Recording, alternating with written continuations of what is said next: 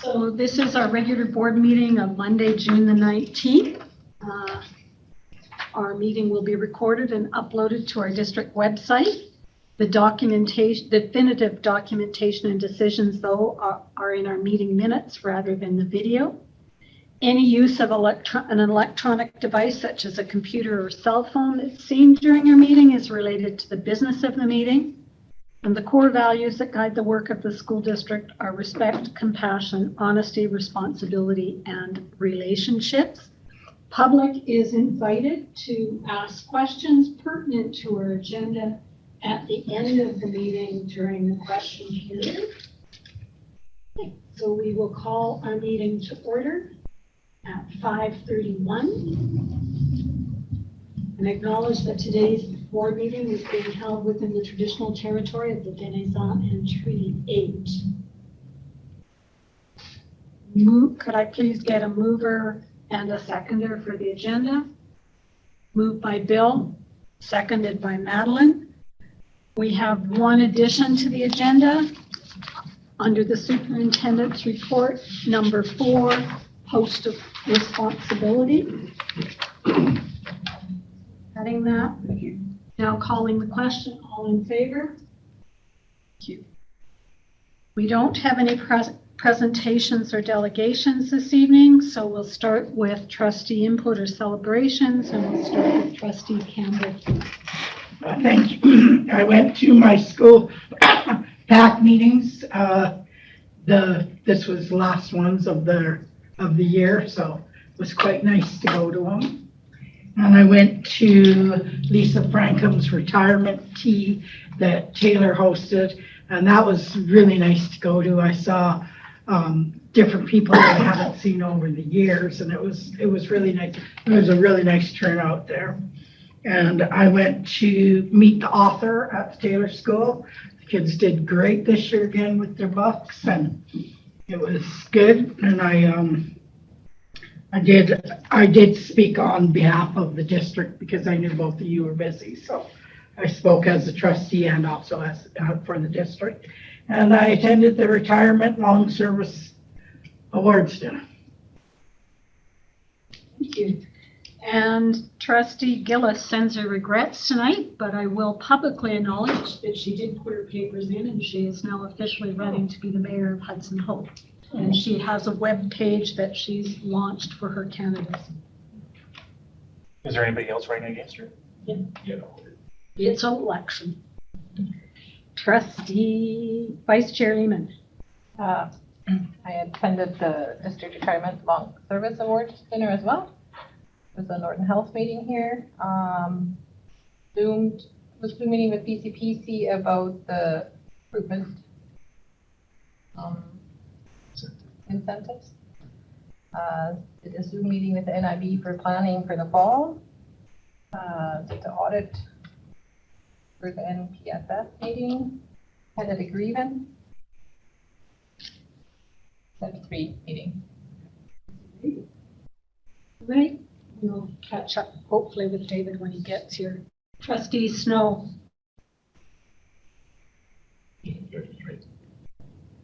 Right, so I've been to all my schools a few times.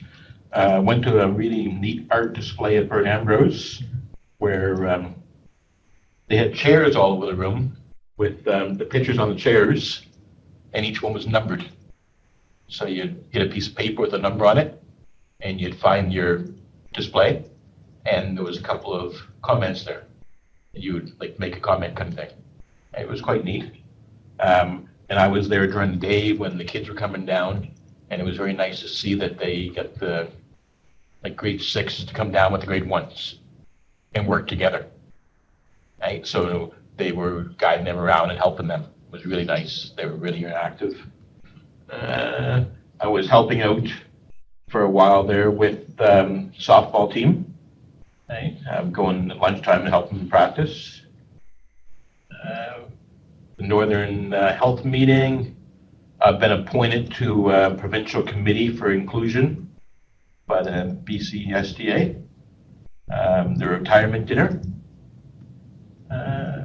Ready, Set, Learn, the new group for next year. I sat in a session with them night to see what it was like, and went out to Doric Days, went to track meet for about 2 hours, and did the audit meeting.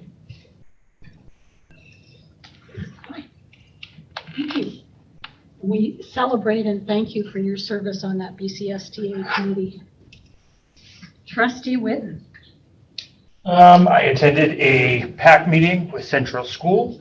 I impromptu on a completely other thing. I ended up at Dr. Kearney and I ended up getting a tour and got to see what the middle school was all about and chatted with the principal and all that kind of stuff. I was able to go to a speech contest, a celebration. It is all of my boys' birthday this month. So it's been exciting. And I was obviously at Doi Days as well, which went off amazingly. 300 to 400 kids out there. Everybody had an absolutely great time, even in lieu of the fires. So, I've finished all my preschool sessions and Ready, Set, Learns. Have to get going earlier next year. I judged the district public speaking contest. It had got moved because of the fire overlap. And again, high caliber speeches. One standout, and he was really good. Stephen stepped in to help judge too. I was part of the interview panel for the vice principal at Presbyteau. And she's a crackerjack, so looking forward to seeing what happens there. I did the finance standing committee presentation and did the district retirement and long service dinner. The last basket went down to Hudson Hope last Thursday morning, so they all did go. And I attended the Aboriginal graduation ceremony. Lots of things going on. Just in time. Celebrations. Even saved you a plate too. Thank you. We can cycle that, David. Go ahead. We'll cycle. Oh, no, it's Are you fine. ready? Yeah, talked to almost all of my schools recently. Everything's doing well. Everybody's trying to get some holidays. Was with board members at the retirement dinner. That was fun. So that's it for me. Letting myself a note, I forgot to do something in relationship to that. So, moving on then to agenda item number 5, minutes of the regular board meeting of May the 23rd, 2023, which is page 6 to 14 in your agenda package.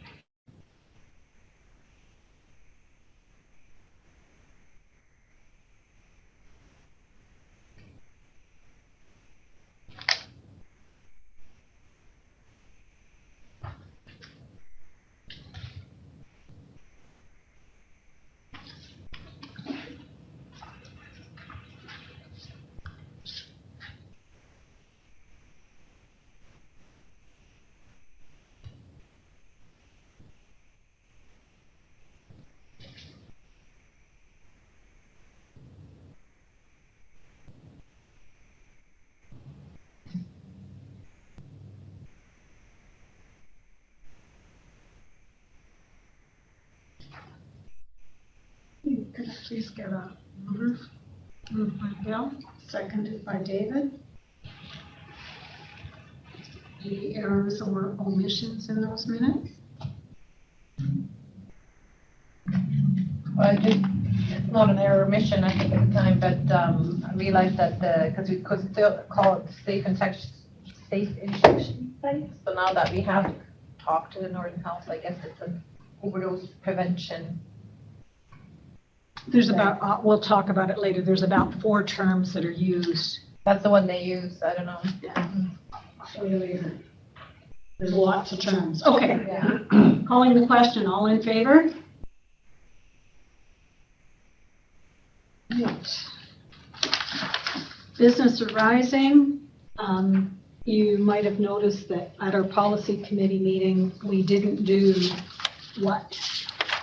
one of the things that we had said in the minutes that we would do. Timeliness of communication as well as the registration processes. So that was related partly to Basque. So it is on our action list of items and we will revisit it.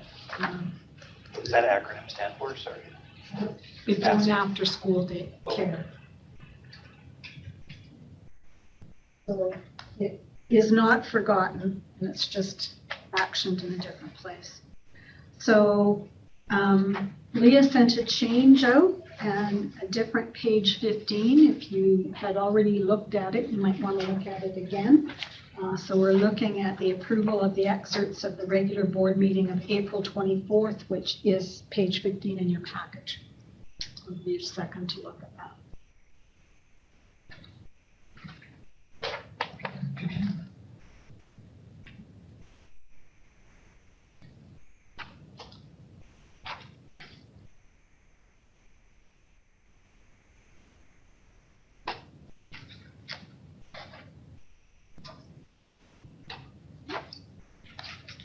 I have a mover and a seconder for that. Moved by Bill, seconded by Thomas. Any errors or omissions? All in favor?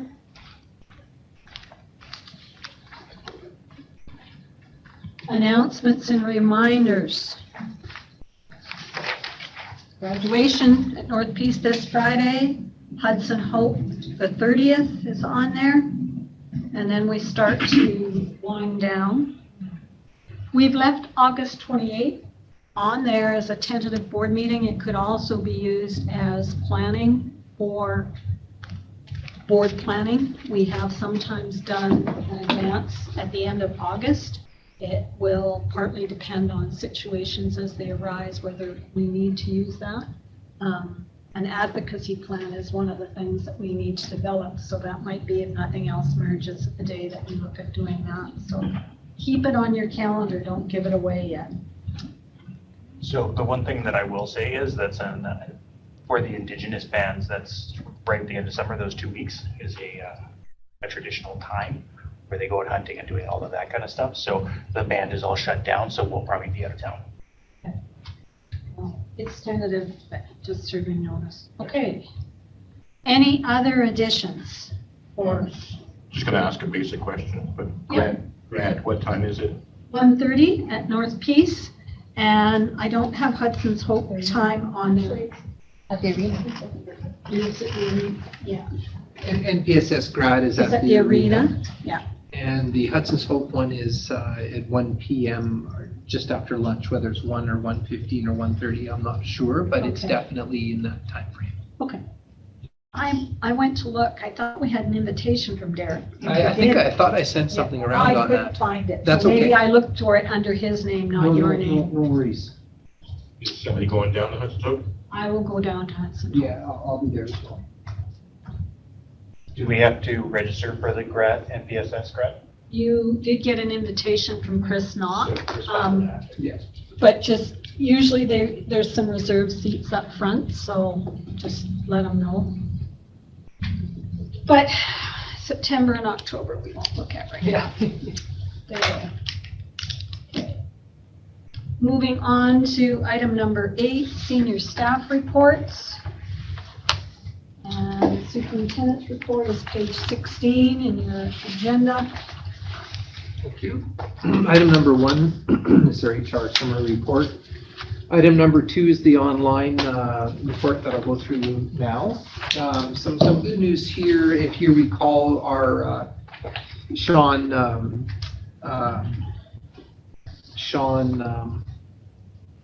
last name Thomas. Thomas. Thank you. I'm having a moment here. If you recall, they were really looking for these quality assurance guidelines to let them know in terms of how they're going to be evaluated and those sorts of things while they're out. They're not actually, won't be published till the end of the week, but we received a copy, and so I put them on here. And so for trustees and the public, there's nothing secret in there. But the good news is that he and his staff will be working through this in terms of the courses they're both creating, as well as kind of moving over to Moodle. So this will offer, and there were some further more detailed guidelines or things like that they're wading through right now. So these are available for everyone. Have they stuck with per course funding? Yeah. Okay. Yeah, That so was far, a big deal out of the funding Yeah. formula review with us really wanting to stick with that. Yeah, so they've done that for now, and you know, we'll see. As you know, these things tend to change, but right now, that's what we have. Okay, thank you. So that's under intellectual. Under human and social, in addition to all the other things going on, I could have picked a number of things, and the speech contest was fantastic as well. But the district track meet was also a very well-attended event, and as you can read here, it's the biggest number of students we've ever had at a district track at 616, and that was just with SD60 students. This is a shot that was taken from a drone above, and several of you swung by there, and overall it went really well. They had a little bit of a hiccup at the very beginning, but basically they were wrapped up by 3:18 p.m., which is much better than the previous year, right? Because they had some issues around time. So big thank you to Duncan Cran and their staff, but also many administrators from across the district, volunteers, the teachers that came, made it a great event. So it's good to see. Under careers and skill development, I think you've heard a couple of different things, saw some pics or some emails that we've been sharing. And so there's a write-up here that gives a little bit of the background from Jeff Mayer. And really couldn't have asked for a better showing from industry this year. There was over $8 million of equipment donated for the week. That's the value of it. Two of the pieces were brand new. Were entirely brand new, so the kids were actually breaking them in, which they liked because they run them more slowly. and the cost per day to run them with fuel and everything was about $30,000 a day, and all of that was donated. So we're still in the time frame of debriefing. Jeff's still collecting information from our sponsors, but we do have a sign here. We'll have a better one, and we'll bring them in. But lots of different sponsors. In that same week, Tourmaline came forward with a check for $15,000, which is great because we still have to pay the supervisors who are with the kids in the machines. But overall, just glad to see it start again, and that's Angela and Jeff making that happen.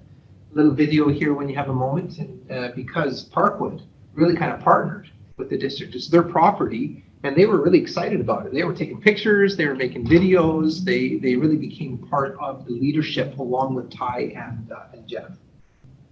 So some pictures as well to follow that. Under operations in HR, sorry for the small print here. And so right now, currently, we're excited. We've got 8 students in their final certifying practicum for fall 2023. So they'll be graduating in December. And we have 11 more starting, because as you know, as long as there's enough students, they'll start a cohort every year. Used to be only every 2 years. The PLP, which I told you about previously, starting small, but that's okay. We've got 5 students who are going to do that professional linking program, so they're able to do it part-time. They don't have to be full-time students. So this is the first time we're seeing this up here in the north. Fantastic. And we're looking forward to having those students in our schools as well. Further along on HR, just some professional development that's happening here leading into the fall in September. And similar to last year, there's a summer workshop in that last week of August that takes place here. There's a couple of workshops going on, and those are very well attended, usually full, and they're already signing up to take those right now. For Truth and Reconciliation, of course, we did have our big day here at North Peace on May 5th, and you were at DOIG Days and the Indigenous Grad, but also across the country, it's National Indigenous History Month, so there's some information on there. National Indigenous Peoples Day on June 21st, and some further information. And just to give a bit of a different flavor, Hudson's Hope School had some of their own Indigenous Day activities on June 14th. And there's some pictures here and right up, it looks like they had a terrific day. And if you haven't seen it yet, that new structure that they have outside the school is beautiful. So they've been using that as well. I don't need to tell you about the grad celebration, the dinner and celebration that they had on last week. Again, for Hudson's Hope, they had some passion projects here. And so this would be kind of, not their heritage fair, kind of these project-based things that the kids were working on, and they got to pursue an area of their interest. And I think we even have one of our own trustees, students here in one of them. So that was kind of exciting. Yeah, there it is, Claire Gillis. She auctioned off her artwork and raised $233 to donate to the Friends of Hudson's Hope. So that was terrific. And you may have seen in the news, I also got some emails about, in cooperation with Cole Andrews, and we've offered these workshops before with sponsorship from himself and industry, bringing up skateboard experts, and the kids just have a ball with this. They go into the Pomeroy, and it wasn't just Hudson's Hope, there was Upper Pine. I saw some images from them, and they're working with Presbyterian, try and offer a workshop or a camp up there next year, and there seems to be a lot of interest for it. What, oh, sorry, I can save my question. Yeah, that's okay. And then Buick Creek did a field trip to the WSC Bennett Dam, and so they had some fun doing that.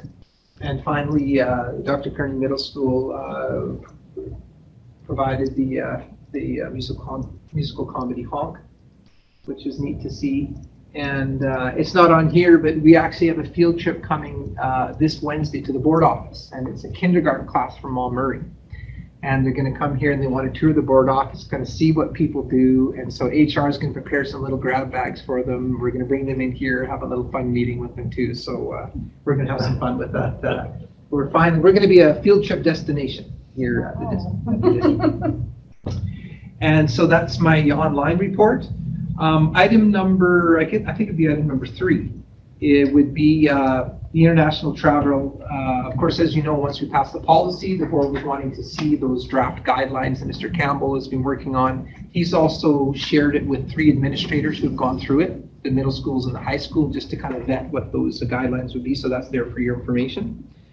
And number 3 to break out as a separate would be a motion to approve the field trips. And also, of course, number 4 we'll say is to break out to approve the extra poster responsibility information that we just received for tonight, right? Yeah. So that is my report, and I respectfully submit it. Right, can I get a mover and seconder regarding the report? Moved by Bill, seconded by Ida. And we'll pull those other items needed up Thank you. for motions. And now discussion and questions from trustees. We'll start with HR and then move to the electronic report. Any questions related to the HR? Okay, we'll move on to the online report. HR, is that, That's on your, yeah, I'm just trying to remember if that's, is that included with ACO and that kind of stuff? Code? Yeah. No, it's just our current person. Yeah, it was. It's exciting that they stuck with per course funding because we spent a lot of time looking at that. And it belongs to- Yeah. That's important. So hopefully they'll keep that. Sean has it to maybe look at. Yeah, they're just wading through all the information now. There are a couple of different documents that came. Thomas had a question. What ages are involved in the skateboard program? It varies. The skateboarding, yeah, it varies. So Upper Pine, for example, it was the grade 7A class that did it, and mainly it's been with the sort of upper intermediate, middle, and middle mostly. Perfect age. I gotta say, when I was in school, we actually built skateboards in our shop class. And those are the ones you're able to do programs like this with. So I would recommend, if you get a chance, to mention that. I don't know how much it cost or anything like that, but it was fantastic. It was Neat. fast. He actually had a bunch of free skateboards that he gave away, I think, 150. They actually, if I can. Yes, of course. So they actually welded the pipe, the rails that they board on, they welded those. So they had a class and a group of students welded them and then they practiced. They made some ramps and that too. Yeah, made some ramps together. Where did those go? Well, they were using I the think- Pomeroy, yeah. and then after, I'm not sure where they went. He must have them somewhere. But he is trying to get some little mini things established at schools, depending on insurance and liability and everything else. But it's surprising how the engagement on these skateboard activities is really high. His son, I don't know if you know him, his son is sponsored Yeah, that's true too. down in Victoria Way because of the weather, more or less. And the only other thing is National Indigenous Day, just so everybody here knows, there's Saquon tours Yeah. from 11 to 1 p.m. out of the Charlie Lake Caves. And then Northern Lights College, 3 until 6 p.m. There's a National Indigenous Day thing. Dwight will be out there. Fantastic, thank you.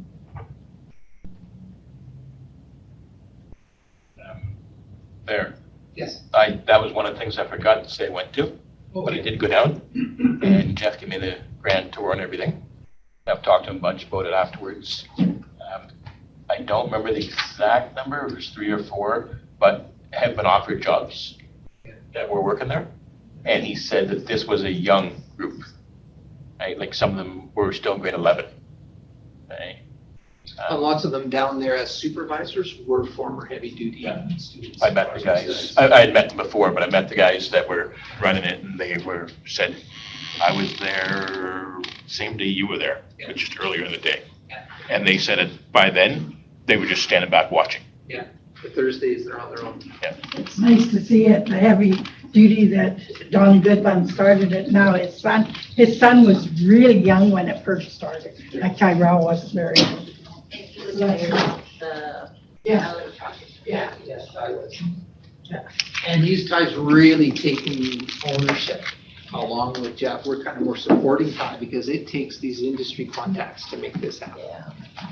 But, like Donnie was really involved as well, like his dad, eh? So, Big time. so that's good to see that, it's carrying on.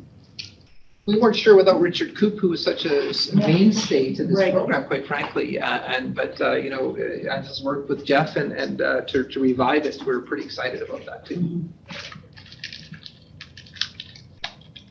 That there I was gonna ask about. I can't read you. I'm sorry. Sorry, my eyes. No, it's me. You were talking about the numbers for ACO. The problem with that always is, are they local? Or are they like people from Prince George or Fort Nelson or whatever, they're coming here and taking it and then, E-code is 90% local. good. Yeah, and we're actually quite excited that 3 of them, which is rare, used to just be local. 3 of them are coming from the Lower Mainland to take the program, just to fill up seats because we have seats available, but not enough local candidates. So to make it work, they've got 3 coming from the Lower Mainland, but that means they do the practica in our schools, and we'll be looking at our postings when they come up. Well, they can do the practical in our schools, right? Yeah. Or they could go home for the practical. Generally, I believe they're coming here to do Yeah, that. well, no, I'm trying to be positive, but. Oh, yeah, of course, They're yeah. realistic, too. Well, because it's A-code, it's not, A-code means it has to be in this area. Oh, yeah? Okay. It's Alaska Highway Consortium, yeah. Hopefully they enjoy it here in the state. Well, exactly, and I don't know who these 5 students are in the PLP, but that's brand new, eh? That's just based on the advocacy of the board around offering more programs for alternative. Awesome. Yeah, me too. Yeah, me too. It's a start. And remember, No, they wanted more. And just, They wanted more. They're capped at like 20 or something. and just at my table at the dinner. Yeah. 2, 3 came to the ACO. And in the meantime, we have the workload from the University of Calgary. We've always had 2 or 3 students doing that each Yeah. year too. So that's been good. and remember there was a couple of us that volunteered if needed. Yeah. Any teachers coming up here, like flying in, Yeah, that we'll go get them, pick them Appreciate up, bring them in, kind of thing. fantastic. Just out of curiosity, I know we just had a retirement. And how many people retired? Teachers? Somewhere I have it. There's a list on the bridge. So 13, and we got 15 going through potential programs that may keep them up here. Well, we didn't have that many teachers retiring. That was, Oh, okay. He was might have been like 5. Oh, okay. Like might have been. Yeah. List on the bridge showed here. Yeah, I mean, we're the size of district where you hope you could self-sustain actually, but with retirements and then we create new divisions, a couple more each year as well. And then there's a lot of part-time positions too, so. I think the hard part is sometimes when we've had good uptake in the ACO program, it's when there hasn't necessarily been other jobs available. Yeah. Anybody can get a job.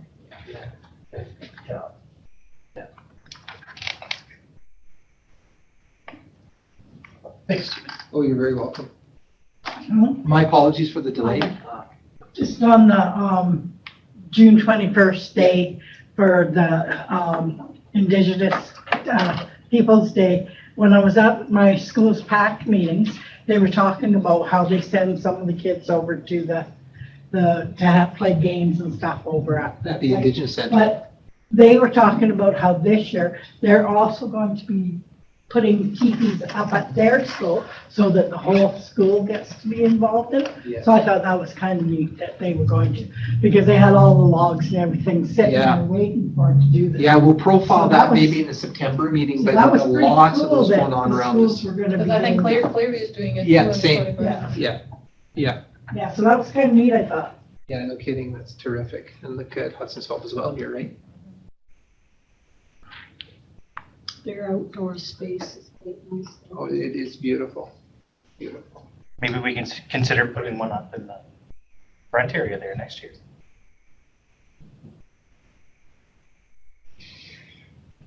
All right, international travel procedures and guidelines is the next one. Any comments or questions related to that? I'm aware of why the need came up to do this, and I Yeah. think it's a great document. Do you think it's gonna, how much groundwork it's gonna take if it comes back up? Because parents have always been under the impression it is a school sanctioned travel when it wasn't. Yeah. So I mean, this document wouldn't pertain to them, but they would still think they're under the, how is that gonna, is it? So like the communication of this and Yeah. the policy, right? Yeah. Because the policy went out and the administrators who are at the school level have been talking to the parent, because the question has come up. And then they've been able to say, no, we don't do it that way anymore. So as the questions and the ideas, and they go into school, can we do an EF tour to Spain at spring break? Well, actually, no. We have a policy. We have procedures to go along with it. What course is it related to? Well, they can do an EF, but it's totally separate from the district. Yeah, there's no such thing as being separate from the district if it involves staff and students. Everything will have to be approved by the board. So this is, I'm glad you asked the question. If you recall, when we found out through our lawyers that we were liable, and that group was in Costa Rica, that was a trip where they said, well, don't worry, it's nothing to do with the district. It's on our own time. We're not even using letterhead. We're not even using school email. Doesn't matter. You as the board are responsible for staff and student trips. It's implied. Yeah. And so what we did though, Madeline, is we do have, like Brian, and we have lots of international students and trips going on. We have a process to vet them properly, but you will not likely, according to your policy, be approving trips that are sort of more holiday types for a select group of students. Now, if a group's to go, the old theory was EF tours would cover their cost, right? Yeah. Now that teacher's paying for all their cost? That's up to the school. If it's let's say a social studies 10 trip, then whatever fundraising or grants that they get would go towards covering the cost of the trip, but that's up to them though. And so the teacher normally as a accompanying a school trip would not be paying. So they would have to cover the cost of the teacher and all those kinds of things, as they do like for the French immersion trip and all that kind of stuff. So that leads me to my question. Page 6 references the concept that this document applies to field studies in Canada and in international destinations. Yeah. But it doesn't really say that here. Good catch. So my assumption is that the French immersion trips would have to meet all this criteria. It's a big trip. I mean, and thanks for that catch. And as I think I put on the thing there, this is draft. I still Yeah. I was supposed to meet with Brian last week and I couldn't, Yeah. so I will be, to clarify whether this would just be international only or Canada. The policy of the board refers to international trips, if I'm not mistaken. Yeah, it does, but he's got Canada in here. Yeah, so we'll have to So- clarify So we that. have to clarify that. Absolutely. The other thing is I read it and nowhere do I see the concept that the school code of conduct and expectations apply. And we've run into difficulties when kids have gone to Europe and there's different drinking ages and standards in other countries. So that might be something that. Yeah, there's different wording around the behavior expectations. Is there- I I just didn't see. Yeah, but specific, the school code of conduct is a good catch as well. Okay. Thank you for that. And there's a typo on page 12. Thank you. No, this is I a read it draft. too, but I didn't catch that. Articulated. Yeah, I act, to be honest with you, I've noticed that some of it is redundant or repeats itself from one section to the next. And so I've made some suggestions to Mr. Campbell. Page 11. Is the typo? No, the school code of conduct. Oh, yeah. Is it there? Yeah. Okay, I missed it then. Yeah. So I'm Because if just, you can reduce it a bit, because I find it a bit over, and by the way, that's after I asked him to already reduce it quite a bit. So, but some of the information is the same, just said differently. Yeah, and so I knew there was some behavior expectations I on there. I missed it. That's I okay. did read it. So So I, there you go, you can have that. thank you. The next version will be a little bit more condensed. just to throw this out there as an idea, would there be room for them to tell us how they have an equity plan in how the students that they're going to send, to make sure that students that might not be able to afford it are able to be included? Because I mean, we're big on equity, so I think it might be a valuable piece. Yeah, part of it is that it has to be able to include everyone. So, and you would sort of get the proposal as far as how that is being answered when it comes to you. So the whole idea here is when you get a request for an international trip, well in advance of the trip, it's going to be vetted through all those very questions. And because part of the reason, and Thomas, is that we're moving away from the EF tours and stuff, is that we do need to make sure that it's equitable and that they have a plan and that it involves any student in that particular course. It's going to feel different for a while, but many districts have already done this. Yeah. They're out of the third party holiday tour business entirely. Who does plan the Quebec thing? The school, it doesn't mean that we don't use activity guides and tours and all that in the destination that we go to. But in terms of the upfront organization and who's involved and which students can go and all that, that has to be developed by the school and by the principal, the teacher. I'm always, just my opinion kind of thing, but I was always surprised that it was the grade sixes that went. Kind of thing, just, It used to be the grade sevens before we came Yeah. here. yeah, It was actually brought up in the PAC meeting that the difference between grade 6 and grade 7 is so dramatic that, a grade 6 you wouldn't be able to send, or you might not be as confident, but a grade 7 you might be way more Yeah. confident just that summertime. Oh, that's good feedback. I've heard that as well, and certainly sharing that with the school. It's a very good point.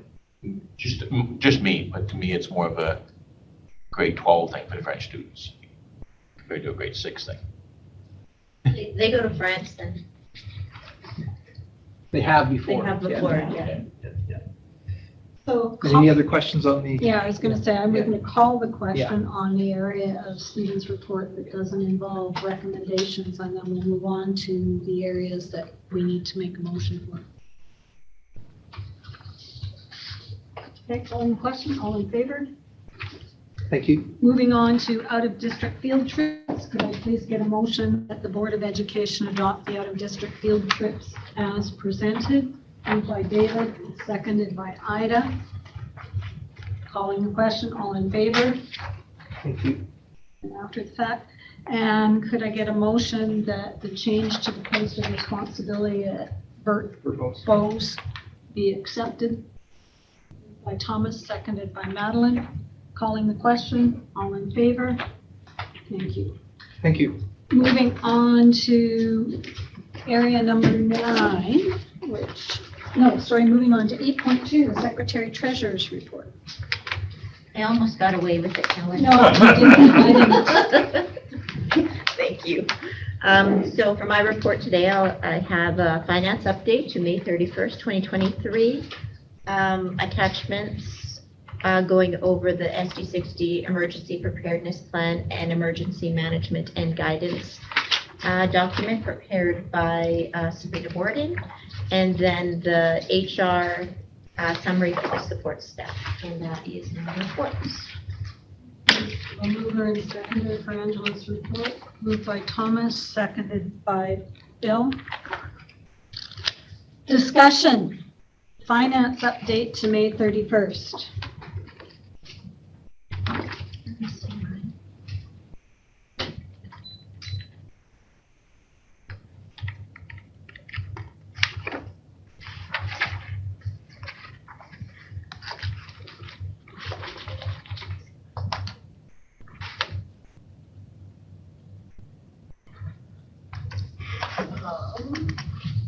Where's the finance? Yeah, just give me a second because I don't find it. 2 seconds.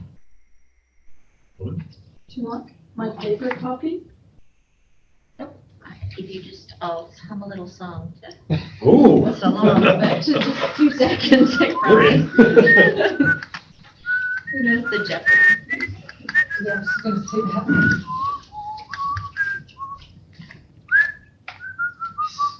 Yeah, maybe, David, I'll come sit with you. It's its own item in here, isn't It it? is, yeah. I just don't What have is it called? all the board finance reports, May 2023. It's under the Excel. Or 8.2. I have the circle of death and technology to open the file, so go ahead, I have still David's. Okay, I am gonna address the callback. Yep. Because I thought it was gonna affect our next year's budget, because we're just not gonna get the funding for it. It has to align with the current year because it's getting clawed back from the current year that we received and that we weren't entitled to. Okay, so so the money, I'm gonna just use easy terms, is already sitting in the bank account, it's gonna come back out, or we're just not receiving the rest of the funding? We're just not going to receive the rest of funding. So just to follow up from that, so this is what we had already received, the clawing back, and then we just don't get any other funding, is that correct? So that amount of funding is, they They had determined, already given us? well, we get it every month. So Oh, okay. by the end of June, we would have got Right. everything, and I just put it in here just Okay. because it's. Yeah, that makes sense now. Yeah. So that amount, maybe I should have prorated it a little bit, but that is no longer coming to us. And that's how the ministry, so that, my apologies for that. I thought that we could put it over 2 years, but he just simply meant the cash number. He would maybe let me have it as, I wouldn't have to, he could, it doesn't sound right, but the revenue has to connect with this year, but the actual cash amount can come out of either or year, like as a payable to them if they didn't Oh, I take see. half of it. Okay, I get it, I get it. But all of the funding has to match the year. Or we could kind of like a payable. Yeah. So if on they the- don't want carried to on the take, books. yeah, so I just would prefer it just to leave it be dealt with as a payable. I would rather not have it as a payable. I would rather they just take it. And I understand that decision, and we are going to look at the audit in camera. I just still would like to understand if it all comes out this year. Because the revenue would have been claimed this year. The revenue would have been from this year, and I get that. And ultimately, even if we find the money though, we're finding it to do it, but that money could have gone other places in the end. Yeah. Okay. I just need to clarify that in my lovely. So how much does it affect, seeing that we're gonna I didn't, This next year's budget, how much is it gonna affect? Because it's coming out of the 22, 23. Is that gonna kind of carry over? It's going to affect our surplus. It's just gonna affect the surplus, nothing else? yeah, it doesn't, you'll see the numbers I projected Yeah. in camera meeting. It's, we wouldn't have accumulated as much of a surplus as we had thought we would have. So We're going that's, to feel it, I saw that. no matter what. so definitely, yeah, but in the account, it's so much nicer to just get it gone this year because everything matches, all the revenues match up, the expenses match Get up. rid of the hangover. New, so it shouldn't affect next year's, it shouldn't touch next year's numbers, so. Won't touch next year's overall numbers, but, okay. Surplus accumulated. Would But- accumulate. It's just that, like, when we start doing our budget for next year, we'll just know we don't have that extra amount, so we Yeah. won't be budgeting it into our budget. Yeah, In September, once this year, everything all pans out and all the expenses and all the audit is complete, that's when we'll see what is available in the accumulated surplus. Right. That we will pass at that point, so. Okay, SD 60 emergency preparedness plan and emergency management guidance. Any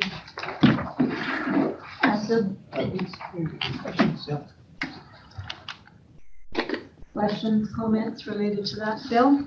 Yeah, I think it's to do with that there. An observation kind of thing. I was at a couple of schools last week, and while I was there, was made aware that they couldn't go outside because of the weather, and because of smoke and stuff. But I found it really odd that one of the kids came back from a field trip that he went on, but the school that he attended couldn't go outside for lunch. You know what I mean? So it's, like, I know we have a huge district, and I mean, where you go on a field trip, kind of thing, but, there has to be some kind of, That's where the field trip was. yeah. down in Beaton. Like, what were they doing? Yeah, You know what I mean? Like, just the numbers, a lot of admin secretaries were saying that it was really unclear, like, what number do we go outside, what number don't we, that kind of stuff. Does this document cover this?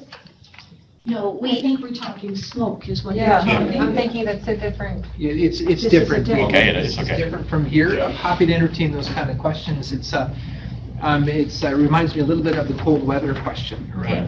I heard Sabrina in safety Kids and, go outside. Yeah. And so the administrators are responsible for their schools and their buildings. All we can do for a lot of this is provide guidance. And when it's a district-wide emergency, obviously it changes to a different level of decision-making. And so, yeah, there will be some inconsistencies from school to school in terms of whether they go outside when it's -15 to -20, and we can provide the smoke guide that is provided to us from the ministry. But we're not experts in smoke either. And so it's just about providing the best guidance that we can. Some people are obviously and understandably less comfortable with that, but that's the decision-making that needs to happen. we're in such a big district. Well, yes, yeah. Duke could be wonderful, Yeah. and, Bell Tyler could be great, in a ball of smoke kind of thing. Sorry. And but- some student populations come with all their winter gear. Others do not. Yeah. But it was kind of weird, because we had just been talking about, Yeah. and the students were bottled up because they didn't go outside. Yeah. And this one kid walks in, he goes, "Yeah, I'm back from my field trip." Yeah. And I'm just kind of like, okay. Yeah. It's a great question because it's also come up, Bill, and thank you for this, the SUPAC. And where it rises to that level of, well, first of all, we're hoping this isn't an every year, every month Yeah, kind of exactly. occurrence. Yeah. So it'll just be distinguishing between school-based decisions on a regular basis and whether it's reached the level of a district emergency where we start to need to make some of those decisions, if that makes any sense.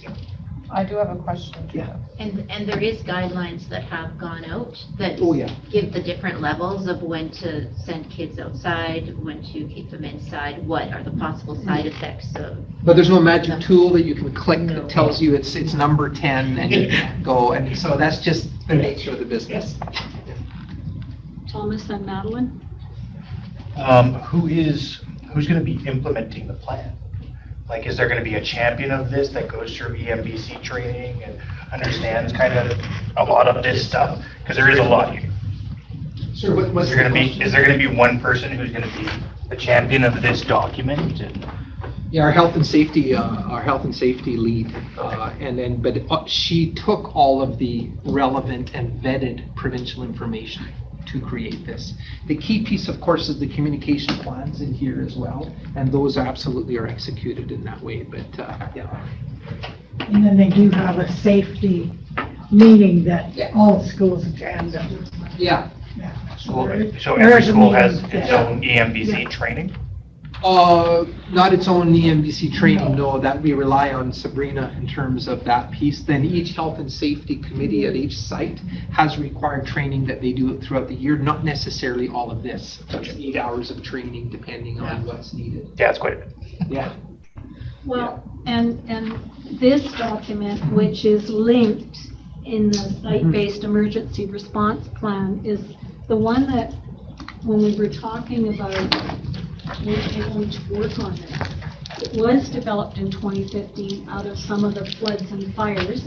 I'd already pointed out to Stephen, if you look at page 15 of it, when it talks about communication, provincial central coordination level, they do have school districts linked in as somebody that you need to communicate with, but we didn't find that in fire. So it's a matter of now drawing that to the attention, perhaps even through the BCSTA with the Ministry of Education, to say we're finding that although you put this document out, other aspects of operations within the government are not following it and not communicating. I mean, it's the same, we didn't get communication from the Ministry of Health. Yeah. So but I knew I'd read it somewhere. And That's super helpful, because I mentioned, and I'll say it as part of the public meeting, that I have been invited by PRRD to Dawson Creek next week as a debrief of their action, but that's only one level. I think at the board level is the BCSTA and emergency services at a provincial level actually executing plans that they've developed. And I mean, I look at this is a huge amount of work. And the first year is going to be rougher to have all of those pieces in place. Yeah. But if you go to this document, we've talked before about the evacuation, and you need to keep track all year long of who can't go with who and who has the right to pick up kids. And there's all kinds of forms and things in here that cover off that scenario that we've talked about before. Yeah. And there was a big sense of relief, even though we just had the 1 or 2 pager for the parents here during the wildfire. At least it was vetted. It was. They knew there was a plan, and Sabrina and the team and the rest of us have been looking at this kind of all year long. But we're committed to having it provided in this current year's cycle, because this will only increase in terms of the need to be aware of it. Well, and the other thing is, if you actually do everything to the degree that's in this That's all we can do. 2015 document, Yeah. there's a price tag attached You have a to it. staff 'Cause member. every single classroom has a go bag. Yes. Yeah. Well, and we have tried to straddle, if you will. Yeah. I think we're coming along well on the pendulum, where we should be on the spectrum of preparedness. But we may never get to, as you say, some people just live and breathe this every day. And that's not necessary. That could start to take away from the mandate of what we're able to do in education. I am gonna come down to the nitty-gritty one, just because, okay, we were at the federal period, now I'm gonna just come to the one, because that's one I know. Yeah. And I think when you say annually reviewed, the one little tidbit, and I don't know how many schools do, I just happen to know Clearview does, has an off-site emergency site. Somebody call. Yeah. Right. The key holders there change all the time. We were actually going to vote on getting rid of the phone line, the landline, which if the tower's out, is the only way you can. So those things should be communicated to the group that does the whole, if it's connected with the school. Yeah. Yeah. I'm just putting out a little, and I'm not sure if we're the only ones, Yeah. but that too, like, I mean, you never know. If anything happens, you're standing outside that hall and nobody can get in. Yeah. And you have no clue who got a key. Well, in my situation, I had a key to my setting. It was always something at the beginning of September. Okay, here's the key that I got from you last year. Does it still work? I don't, Yeah, and that is a good topic to brought up, because for example, like if Taylor, it's the Anglican church that's right there, and again now, the person that they used to go to was Frida Murphy, and she's no longer there, so I don't even know if they So know. this annual, who it's is that? because it's, I mean, it's like it's a rec committee, but Yeah. they just, again, had an AGM, people changed in their Yeah. roles. Well, it is, And that is good to just, The government. as Helen says, it's about building up our level of competency and preparedness, and where the annual review, and Sabrina's, we're still catching up, and a lot of districts are not even where we're at right now, but I think one step at a time. Yeah, I just figured out. And just so Yeah, you that's know, that's a good. as we saw even with Hudson's Hope last September and with other, emergencies that come, everyone is just so slightly different. That we do have a plan for emergency pickup now, which was an important one, right, that we wanted to get to. But let me just say that every scenario is slightly different. Is the communication chain will still be forced to make some tough decisions at the time, but we have more information to back us up. but I think the important thing is the Peace River Regional District is going to do a debrief. Yeah, that's good. And that's one of the Yeah. things that's really important, because every time you go through something, You still learn something. you still learn something. You're never going to have it perfect. It's an evolving thing. I don't know who put together this chart here, but on page 14, but I appreciate the information going from you to us. Yeah. Kind of thing. Yeah. And it, like skipping over the media kind of. Yeah, I think I've tried to loop you in right away. Yeah, oh, no, that's- As soon as yeah. I've dealt with the emergency, the trustees are next. Well, that's what I'm saying. Yeah, exactly. Very much. Oh, good. Has there ever been an instance of a school district opening an EOC? An Emergency Operations Center? Not that I'm aware of. I'm just curious. Yeah. I'm, I'll bet you Surrey probably has one. But it just depends on, I don't know, it's a good question. I think as much as possible, what Sabrina's tried to do is, she's our lead, but it's tying into some of that infrastructure and processes that already exist, so that we don't necessarily have to replicate everything. Just an initial thought on that, Thomas. I'd have to think more about that. Yeah. In a sense, page 14 is our EOC.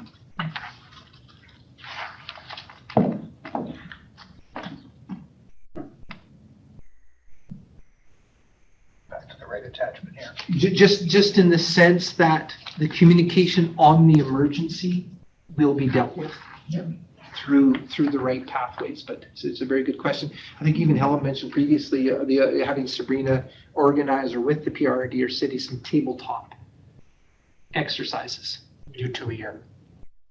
And I And our mean, population's a lot less than that of the school district. For sure. well, and I think when you talk about it situationally, our first evacuation was for Clearview related to fires. Yeah. It was only one school. Yeah. That was quite, when you look at this, quite manageable, but when suddenly the entire town and all the surrounding municipalities and regional districts were on evacuation alert, we had a little different scenario. Some stressful days there. Okay. Well, and like I said, and then I think the big thing is if it happens actually during school hours, Yeah. Yes. then you have a whole different ballgame. And let me reiterate that we do not want to be doing this when school is in No. session. Great. Happened last week. Yep, the school was in session when they did it. I haven't had a chance to touch base with Chad, but I was going to follow up with them to see how they found the communication, because it may be something that double voices on. Moving on then to the Human Resources Support Staff Summary. Any questions related to that? had a lot more support staff retiring than teaching staff. So, Yeah, so those resignations, are you talking you said I said we had a lot more retirement, sorry. retirements. Yeah. And not that everybody's not important kind of thing, but some very long-term people, I think, in the trades, which is hard for us to compete with because of the industry here. Sure. All right, then calling the question on the Secretary Treasurer's report, all in favor? Done. We didn't forget you that time. Moving on to item number 9 on the agenda, reports of the regular committee of the whole meeting of June the 5th, which is pages 18 and 19 in your agenda package.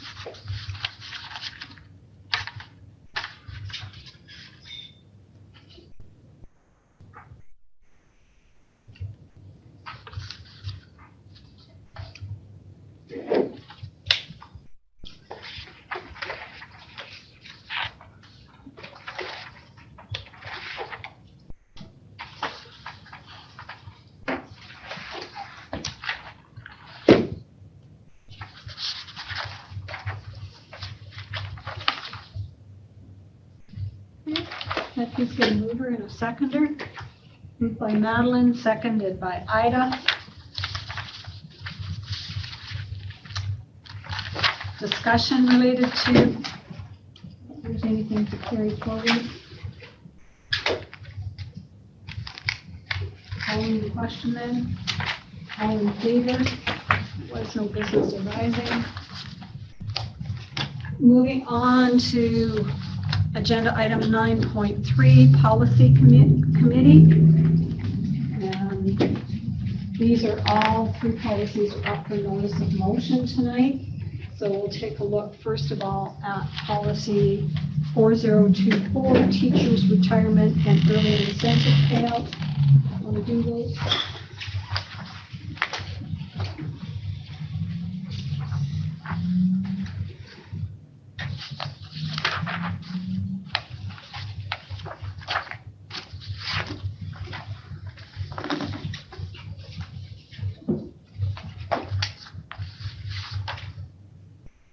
So you just need a mover, right? I just need a mover. Just a mover. Yeah, Thomas.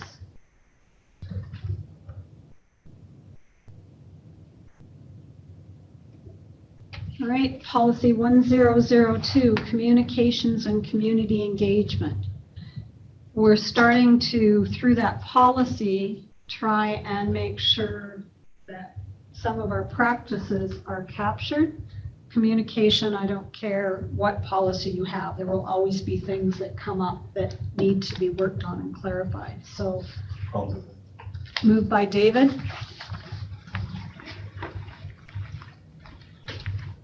Any comments, questions?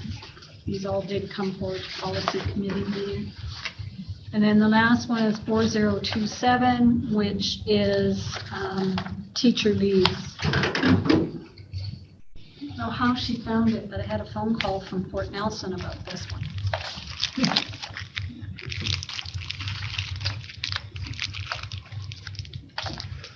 I would like to move this up. Moved by Madeline. All right. Those will go out and come back to us in the fall. Other reports, BCSTA Trustee Gillis. We've just under there have listed the things that are coming up through the BCSTA, the virtual sessions that tie in partly with code of conduct and board orientation. All of the previous 3 are available for you to look at any time for your viewing pleasure through the BCSTA Hub.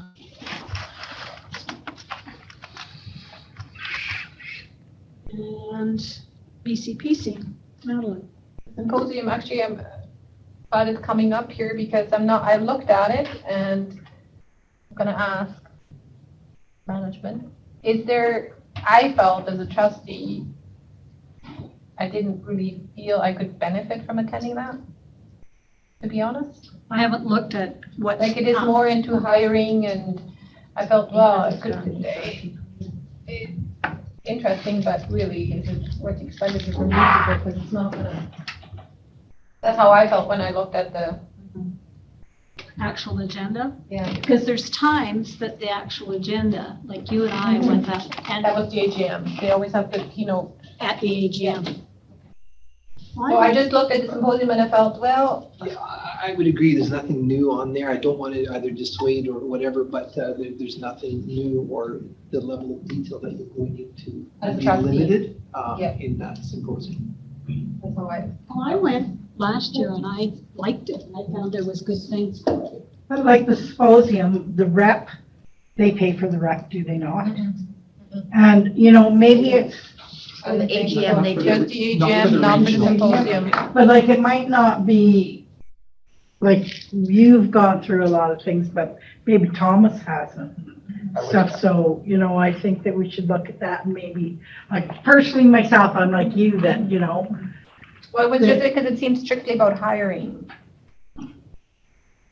So I thought, well, we're not. but it might be useful, but I haven't looked at it, but I know when I used to go, when I was first a trustee and went to the hiring ones and stuff, it did help when I sat in on our hiring here even, so, He is waving to his. I was just gonna say, it's not, the rep isn't covered.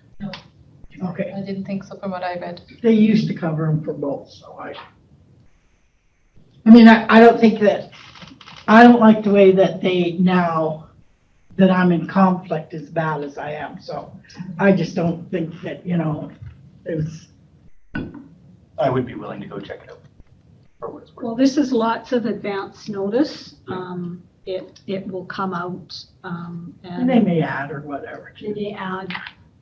And so if you're in, take a look at what is happening at symposium and see how you feel about your own personal needs. And personally, unless there's something that our board has to vote on and stuff, we don't have to send a rep. Like, I know other boards don't always send reps, you know. Because if you have a board that's been through them all, like you said, why are you gonna go sit and... So I don't think we should feel guilty if we don't send someone. No, like I said, I just felt as for the role, I'm not sure. But that was me reading through it. I didn't feel like it was that relevant to a trust. I could see, because it goes out to staff and all that, yes. I get that, but. But Helen, didn't you just say that you were involved in the hiring of one of the vice principals? So it might be relevant on that side, on the. Or when you're on the bargaining team. It depends, and I will suggest that I actually haven't looked at the outline for it at this point in time. So, but have a look and we can discuss that further. Yeah, I'll have a look at it too. All right, I asked that the thank you that was hand delivered from the senior band be attached for correspondence, just so that you know that it came. You get to see some students in the picture. Whereas we talked about Mr. Price before. French hiring incentive. Angela. Yes, thank you. I'm frantically looking through my email because I didn't print it out and now I can't find it again. I know that the incentive is an initiative put forward from BCPC to recruit French teachers. And it was approved between BCPC and the BCTF, specific to French teacher recruitment. And it was an incentive of $1,500. And there's very specific terms around it that, of course, I can't really do. Well, no, but also there's a federal grant that we've applied for. Yes, but this is, I think this was specific to the, just specific to the hiring incentive. So we can hire to recruit French teachers, us and every other district in the province have $1,500 that they can use to recruit a French teacher. And it was negotiated, because we can't put in incentives out on our own, it was specifically negotiated BCPC and the BCTF. And it gone rogue. $1,500, I mean, that's, if that's gonna make somebody want to move up here, that's very minimal. But you get it, But, it's province-wide. Yeah. Doesn't Yeah. help us. So you go. no, it to- doesn't help us. But on the other side too, I'm also a person that believes that, all for one kind of thing. And so Well, every little bit helps. but they're giving incentives for French teachers. But there's districts, even us, that are hurting for certified shop teachers. Okay? The Slippery slope, Bill. the targeted market is much smaller for French teachers than it is for all schools with all their, now, that being said, hiring French teachers is a problem right now. I can tell you in our district, we're quite short. So, but with this incentive working group that they're putting together through BCPC, that will be discussed for all teachers across the state. I get it. Just when I first read it, I went, hold it now. They went rogue. They're giving out Yeah, incentives. we're battling against neighboring province and, right beside us, Yeah. giving incentives out. And our, people from here going to school over there and staying because of those. Yeah, we're And just then- keeping you informed of Yeah. the. Oh, I know, it's just, Yeah. and when I first read the job posting, I was like, oh, Yeah, for the French Yeah. posting, yeah. Let's just say there was some heightened emotions for the start of the retirement dinner. there was. From- Some people at the retirement dinner asking about it. Okay. So the one thing that I would say there is the letters of permission at Central, we have quite a few. Do we not? Well, quite a few. I don't know exactly how many. 3, Oh, is that it? 2 or 3? I thought there were significantly more than that. I don't think so. But, and then going after the grade 6, it's really hard to retain teachers after that in the French curriculum. I've heard that there's struggles trying to. It varies. There've been years that I myself was at high school for 6 years as French immersion teacher. And in fact, there was very little change of verbos for years and years when Madame Fondikoff was there. Oh, okay. It was mainly just Central School that was hiring every year for somebody. So it does go in waves. Right now, middle school is struggling, as is Central. And that's $1,500 one time, one person, not $1,500 for the 5 people that we hire this year that are French teachers. I think it is for all French teachers that we. Every teacher Per gets teacher. $1,500. Per teacher, yeah. Okay. We'll maybe follow up on that. Yeah, because I thought it was the first one hired. I don't think it's just the one. We'll I guess provide I have some to further follow up information. on Yeah, I You're don't. going to have to clarify. Yeah. I can clarify that once I can search properly in my email. Just tech guys. We'll leave Angela to clarify that with us. Finance Standing Committee follow-up. Done. Thank you for the attachment. That was very, So what I will tell you on your behalf, I have sent this to our MLAs, both Mike Bernier and Dan Davies.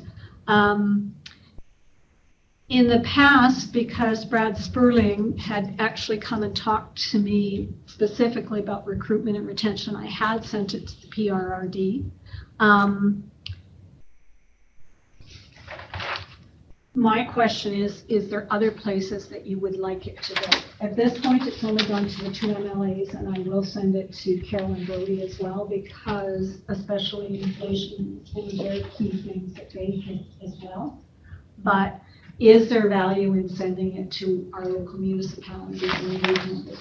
If we're having difficulties going from Alberta to BC kind of thing, it'd be worse than Zimmer. Okay? I wondered about that. I was thinking about that. That's why I was asking about international hiring. And I think it would be good to send it to our municipalities, because a lot of times when they go to their meetings, if they have some of this background, when they meet with MLAs and stuff, they talk about it. So I think they would appreciate it. Sorry. Who's the education critic? I don't know, but I could send it to the education minister and education critic as well. No, he's not critic. He's not the critic No. anymore. And what about the Ministry of Finance and the critic of finance? They get it through the actual Yeah. financial standing committee. The point, we When we used to just do a letter, we would CC it to everybody that we thought would like to know the specifics of what we sent. But now when it's the kind of format that we're doing, and eventually all of this information becomes available public because you can watch them and you can then go in and look at all the written reports. It's just, who do we think needs the information? Stand on the tallest hill and yell. Karen Kirkpatrick is the critic, education critic. And just- Karen Kirkpatrick from. Hurry. Just to follow up what I was saying about the municipalities, Yeah. because I know a lot of times they have, when they go down for their annual general meeting and stuff, they have meetings with the Minister of Education and stuff. So it's just good for them to have our background. All right, I will Who did send you it present further. to? Pardon? Who did you present to? I put the list of the. So is that all these people came up? Yeah. Because I looked at the list, I'm thinking, wow, they all came up? Yeah, Wow. there might have been a couple that were on Zoom, but I went in and I want to thank Angela. We got there with, 5 minutes to spare? I didn't have any time to get nervous. And there's a red light in front of you, and once you start talking, it absolutely counts down. So in the stuff that I sent you, I did have to cut out, I think I cut out the last parts of the last paragraph to fit it in under the 5 minutes. And then we watched Margaret Little for Save Our Northern Seniors, and then Chad was up, and Chad only spoke about recruitment and retention, but reinforced the fact, Bill, you would have liked it, that we're competing with Alberta and we need bursaries and da-da-da-da-da-da-da. So I think it was a good 1-2 whammy, hey? And then there was Mr. Paley Right. presented before us. That's right. So it was a Jerry Paley? Yeah, BC Wildlife Federation. Federation. So, but I do have to follow up.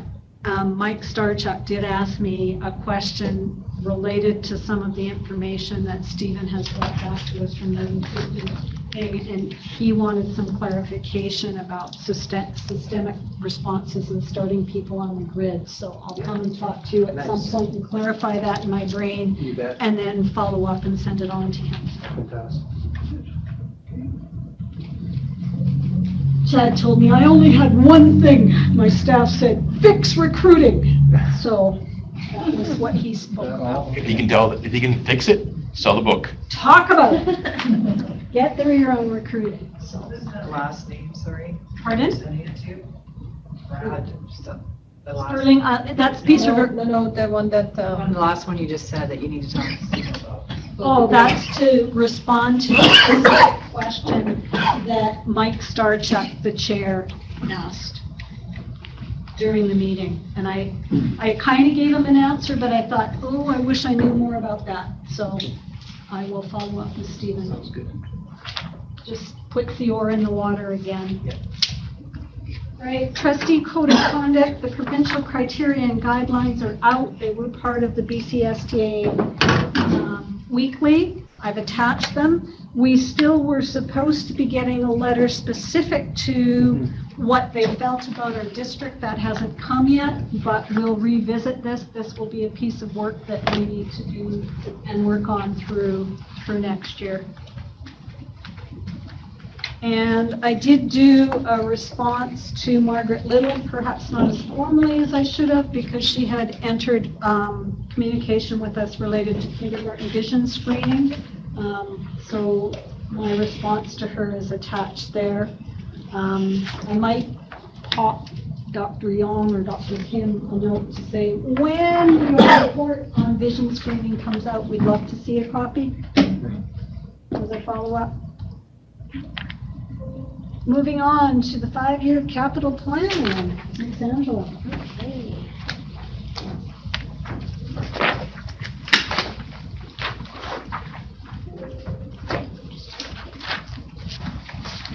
Okay, so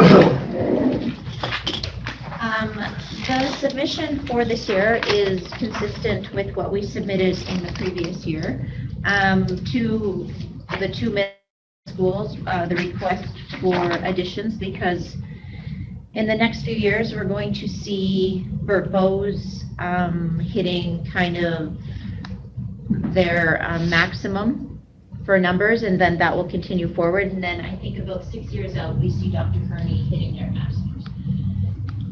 So those are still in there. Now, I know through looking at our long-range facility plan, which was developed in 2018, in there was an entirely new middle school.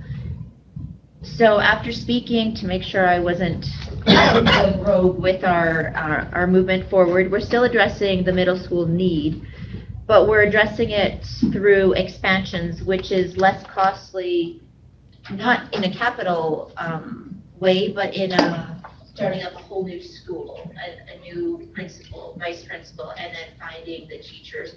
When really we just need 6 to 8 classroom spaces, an additional gym, and then somewhere where the students can just be and eat, because we have one school that has that, and the other school we've shuffled and moved, and they are missing that space. So speaking to our capital planning person, he says that this is still in line with our long-range facility plan.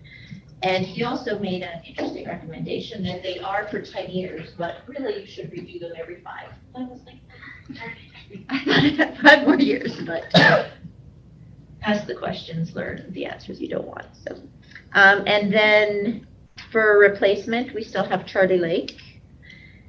And then for really long-term planning, we have land in the new development, the parkland development, where Project Heavy Duty was moving dirt. We have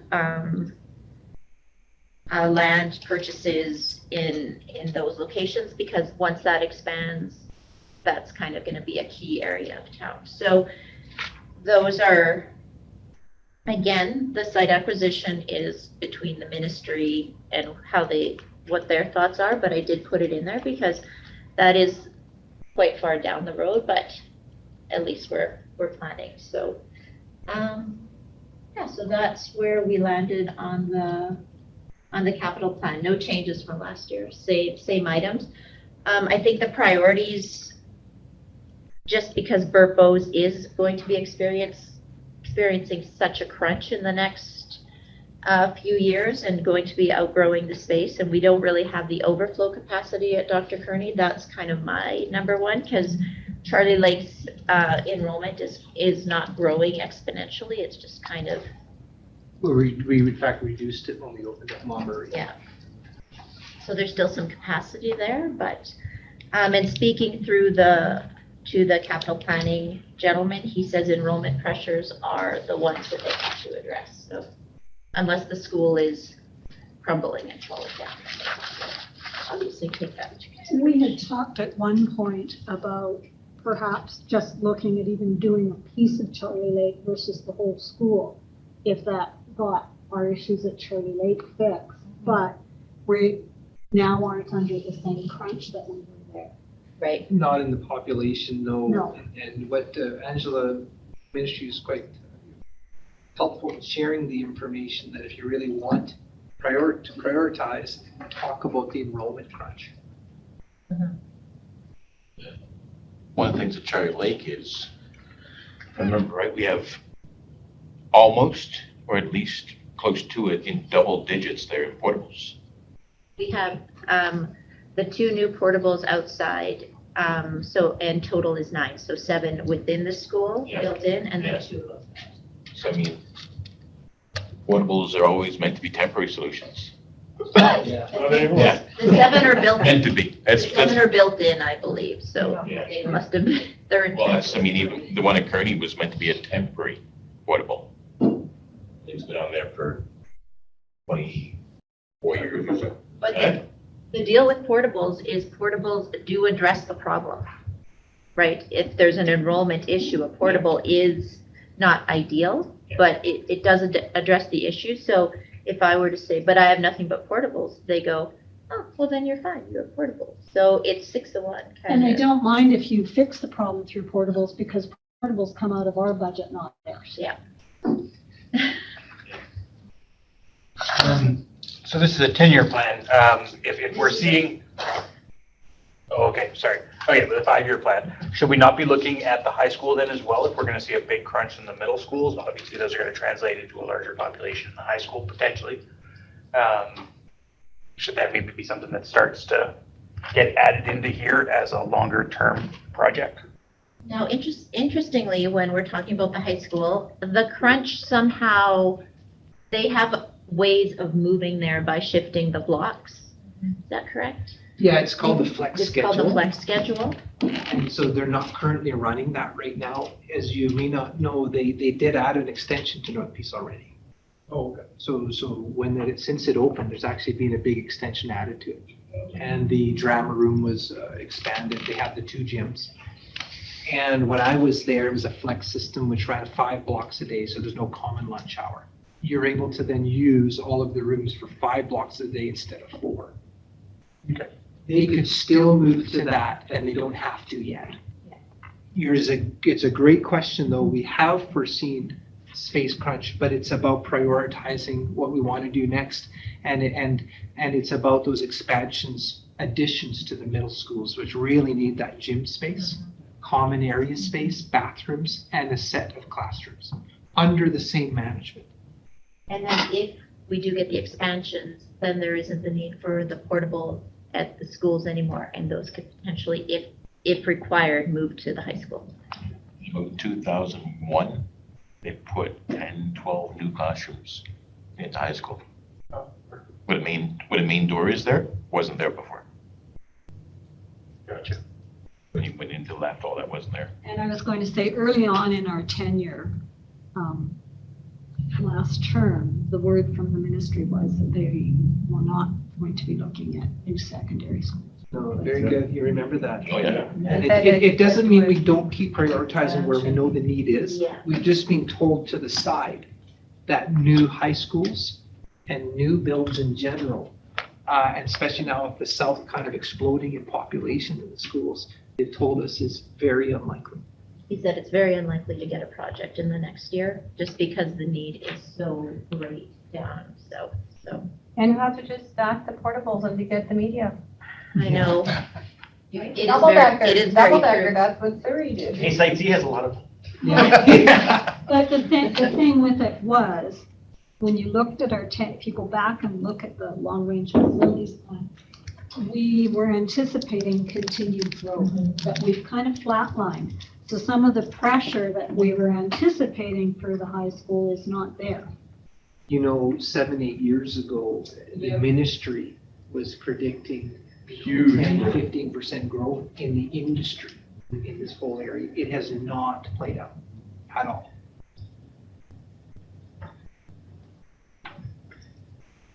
Okay.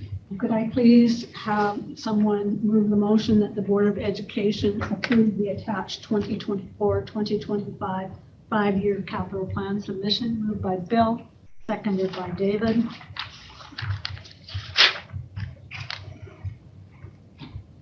Thank you. All right. Thank you. We're moving on to annual budget presentation. Angela. This week. I'm not trusting the computer right now.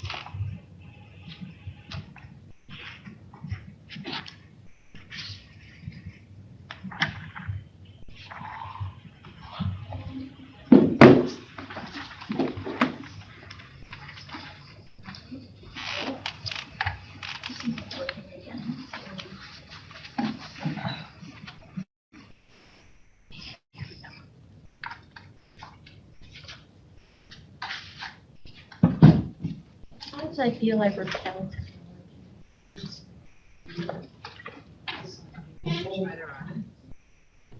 I don't know, Leah. Sure.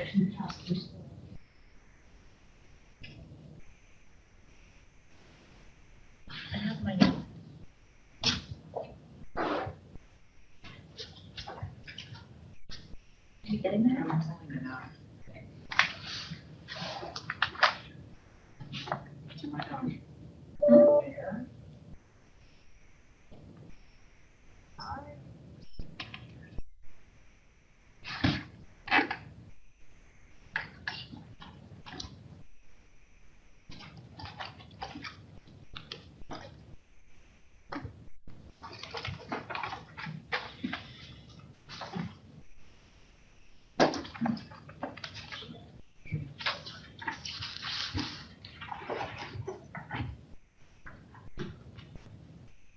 Sorry, everybody. I should come with a soundtrack this evening because I can't seem to get any. Thomas, can you whistle again, please?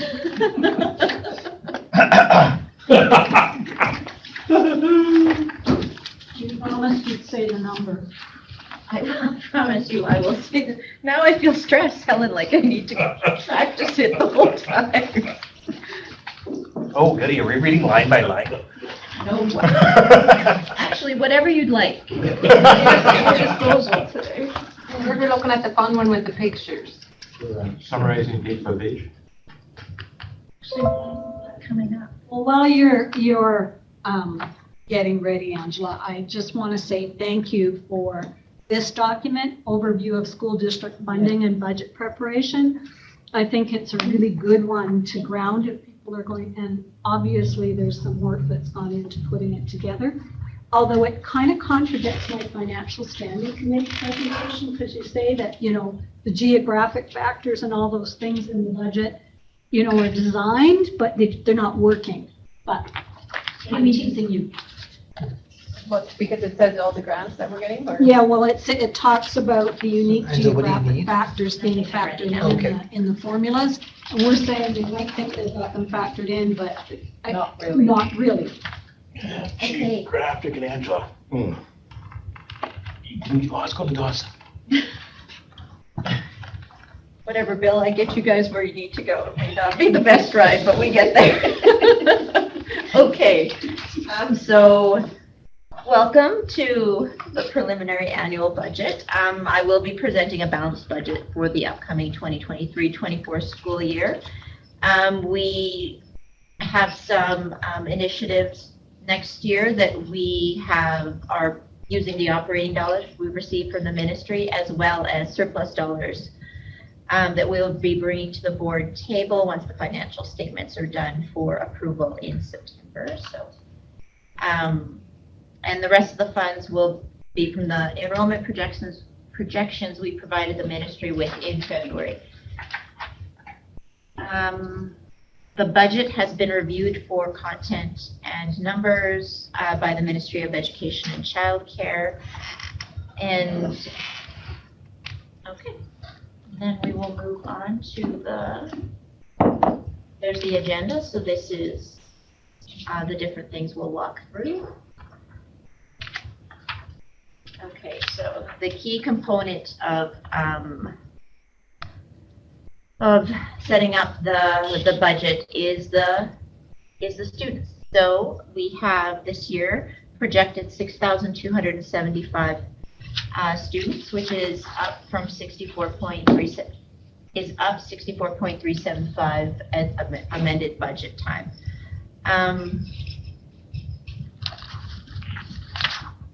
This is a combination of the brick and mortar enrollment as well as DL. We've projected more conservatively for distance ed this year as we are starting to see pre-pandemic numbers in DL. And then the adult enrollment is always difficult to predict, so we took another conservative approach there, which is quite conservative. We're at about 3 FTE down.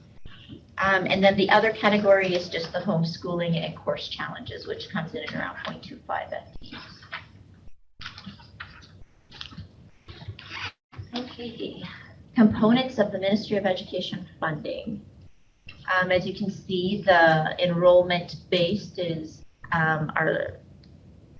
which speaks to how we get funded.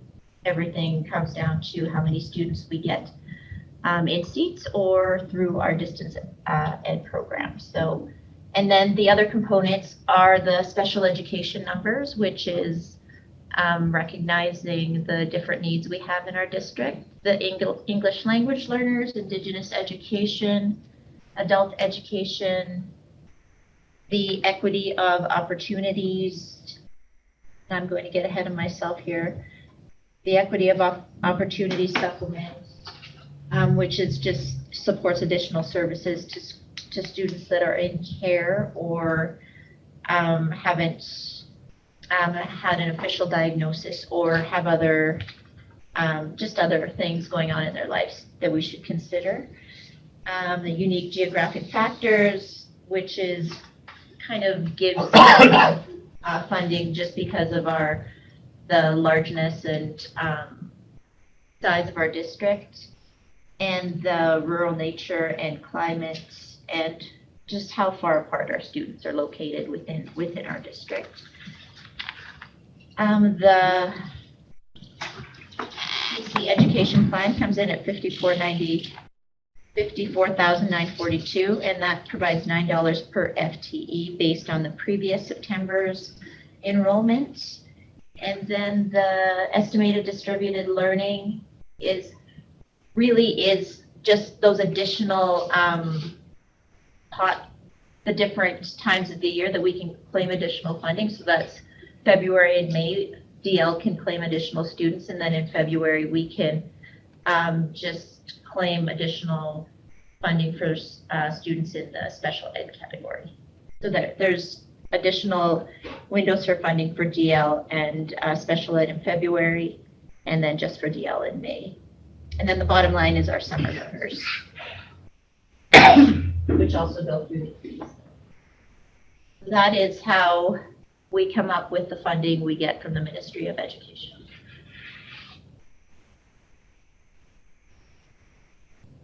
And that is, so for did I flip my page already?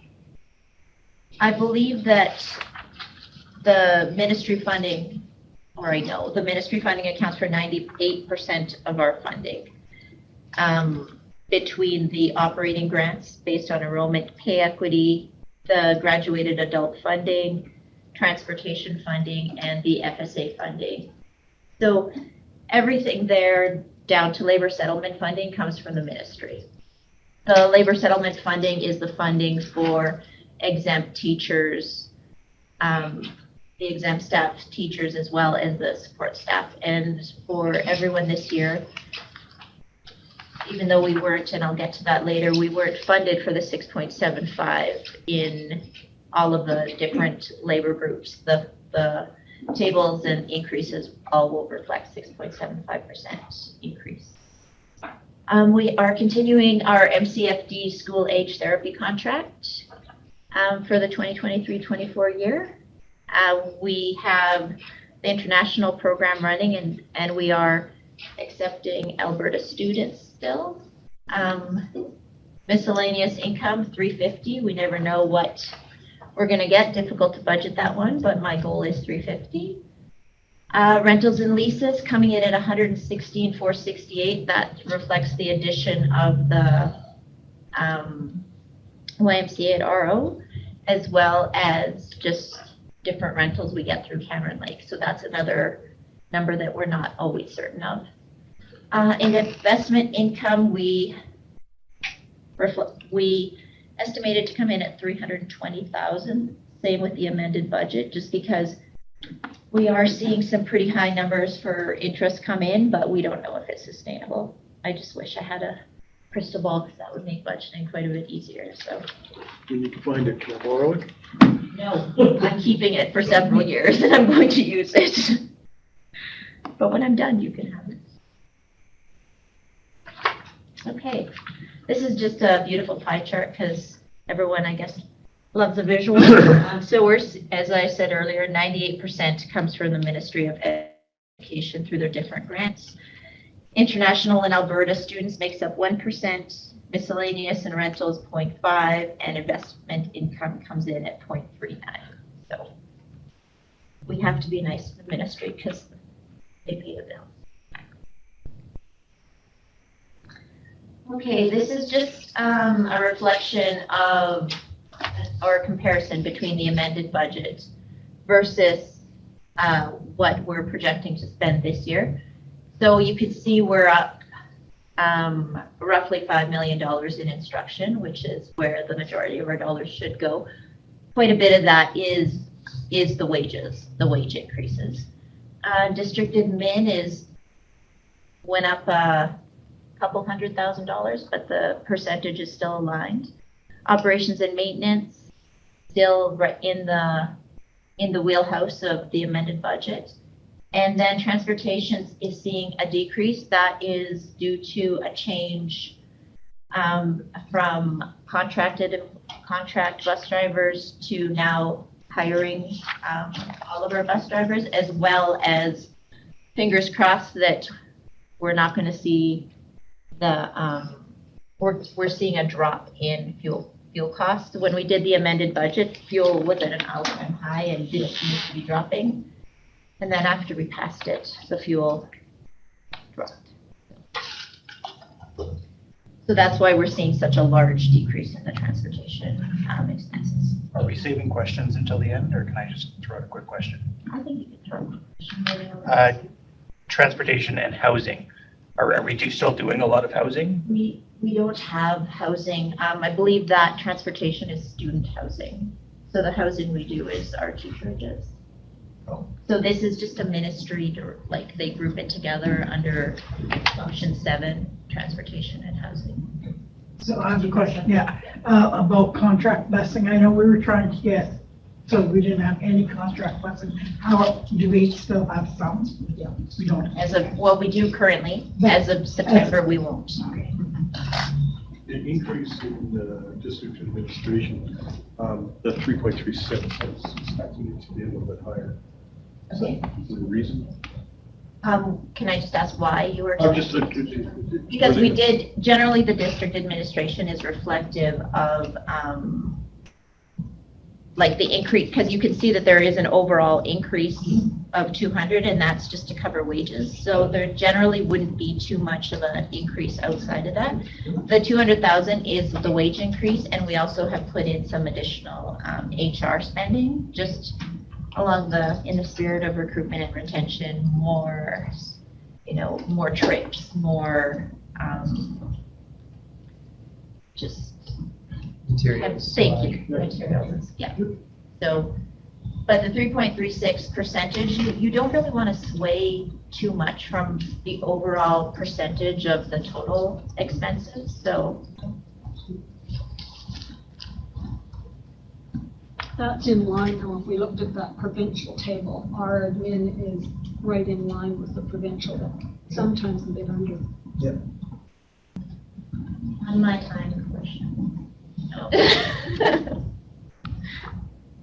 Okay, and then again, another pie chart just kind of showing, as it should, the majority of our money does go to instruction within the district. We do have, I just want to speak, it's not that we're ignoring the operations and maintenance. There's just other pots for that as well. We have special purpose funds that we can, one of them being operating, that we can use the money for an emergency that comes up that we have to fix. So it's not, it is a small amount, but there is other pools. So we always maintain the buildings as best we can.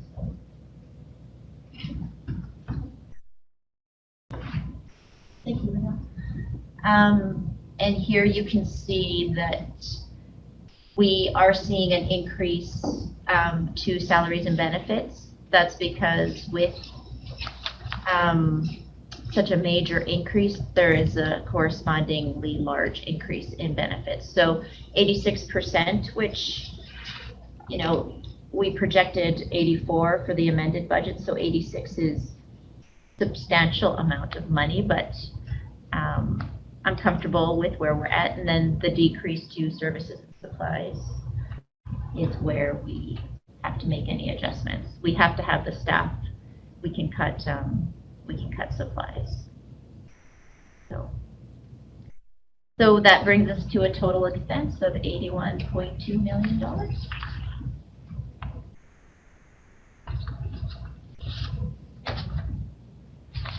Another one of our fabulous pie charts. So as you can see, the majority of our spending does go to salaries and benefits at 86%.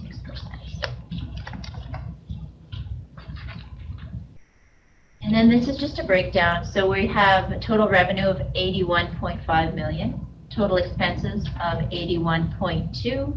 We estimate that we will make roughly $700,000 worth of purchases next year between the tech updates, we have custodial equipment, we have some, for goodness. We'll be making capital purchases. We generally hit between $500 to $700 a year, so we use that number. And then, so that brings us to a budgeted deficit of $411,182, which fits with kind of how we've spent our surplus historically. And we have money set aside for literacy and math. And for this, 411 is also the 101 portable move that we'll be doing in July, which we anticipated happening in the current year, but it's going to come up next year. So that is what the 411 is, taking care of the literacy math initiative for 23-24 and the portable move. Just to clarify, that's a surplus, not a deficit. This is showing a deficit here as a negative, and so the money to make up for that deficit is surplus spending. So we have a surplus, and we'll be pulling from the surplus to balance the budget. Good. Okay, and this is just a breakdown of our special purpose funds. You can see that there's two new funds. Well, there's one new fund next year. It's the Feeding Futures Fund is in there, and we anticipate spending the $806,483. And then we're spending $102,767, and then correspondingly, those are the expenses, and then we'll be offsetting it with the corresponding revenue for 23-24. So.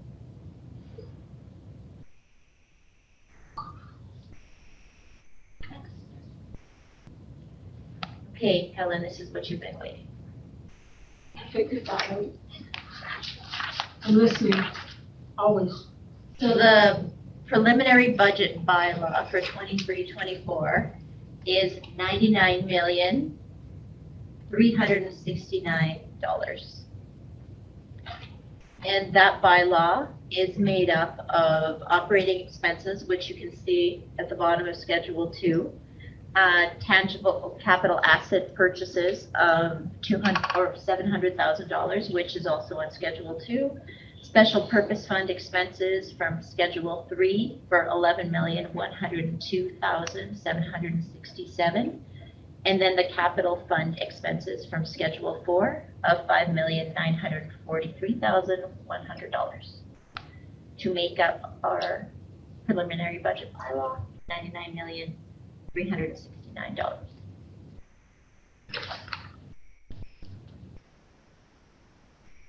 So this is just kind of a really high level. We did the deep dive for the budget, but again, I'm happy to answer any questions. So reflected in the budget is a 6.75% increase across all groups. All the ratios for teacher time, for teachers, for counselor time, CERT, librarian, learning assistants, teachers, and ELL, all the ratios have been met.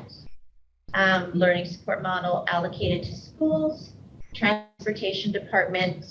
Sorry, another reason for the decrease is that we can't hire another mechanic. We've had a posting out for a long time. We haven't had any bites. We've taken it down, and we will attempt to put it back up here and see if we get any traction, but I should be more hopeful, but you never know what happens. Yeah. And now we have a posted for a carpenter, which is probably gonna be the same thing. Thank you. Sorry, but No, you're right. And then the removal of the contract drivers.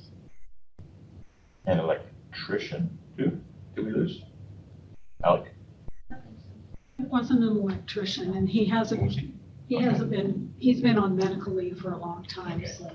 Right, I thought he was. I learned more at this table than I learned from Chad. No. Sorry? I learned more at this table than I do from Chad.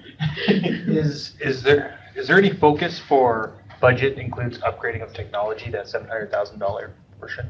Yeah. Is there a focus there? Yeah, in the deep dive notes, you'll notice that we're kind of doing a 3-year plan for upgrading our servers across the district.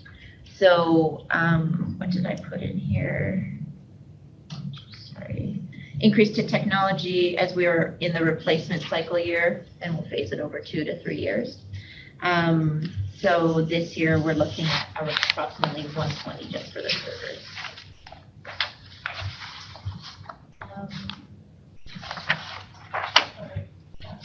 I'll take a look at the deep dive later. Yeah, sure. No, I'm happy to answer any questions. I'm just reading. Well, it's just 100, okay, so 120 for servers, then 500 for general. Can I send you the upgrades? Because I have them all I have it in. Love to see. Sure.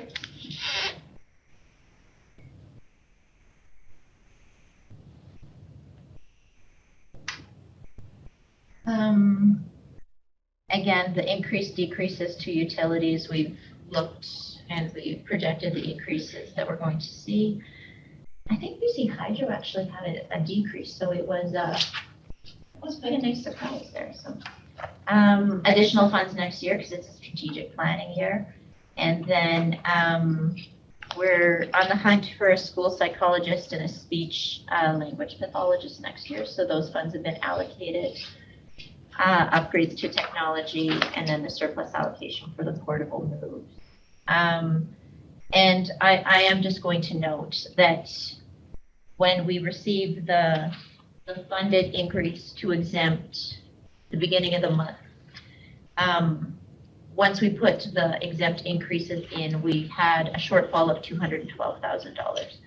So when I looked at the funding we received for this year, that reflected a 4% increase for exempt. This is supposed to reflect a 6.75% increase, and it was something like $50,000 less this year from the 4% increase. So it wasn't just us that was affected by it. The way they allocated the funding was based on FTE, which is a very odd way to do funding increases. You should take, like, you can clearly see them in all the budgets, and then you should just take those and bump them up by the 6.75. But that's not what they did. We did have a meeting and they were aware of it. So in the future, they will make sure they don't make that mistake. But for right now, they did not fund it. We had a shortfall of roughly $212,000 that we just had made some supplies account adjustments to balance the budget. So, and I don't think it's going to be too difficult to stay in line. We have to do the increases. We have to find the funding. As Stephen did point out to me, historically those were never funded. We just would have to find a way to fund them. But it was an unpleasant surprise in the final hour. I'll tell you that. So.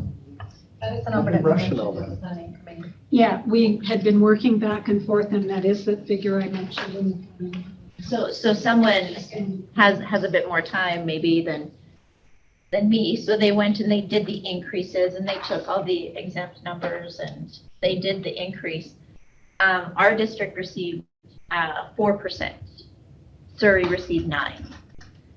And to make it work with benefits, it's something like 8.2%. So we're a bit shy, but Surrey, because they have so many kids, they got like 0.8 higher than. So they assure us they'll fix it in the next year. So But we're focused on this. We did make the budget balance. So we're good. So next one, Leah. Thank you.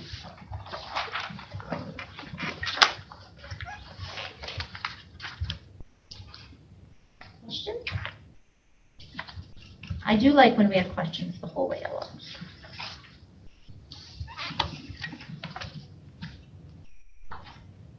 Question is, who's going to read?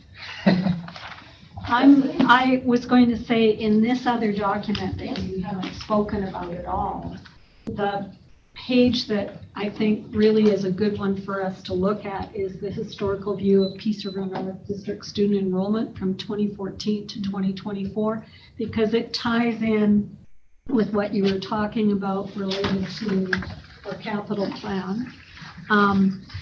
But you can see that in the last 10 years, we really haven't gone up exponentially. But where we have really doubled is you start to look at our funded special needs head count. Has, well, not quite doubled. And then look at what has the significant increase in our ELL population.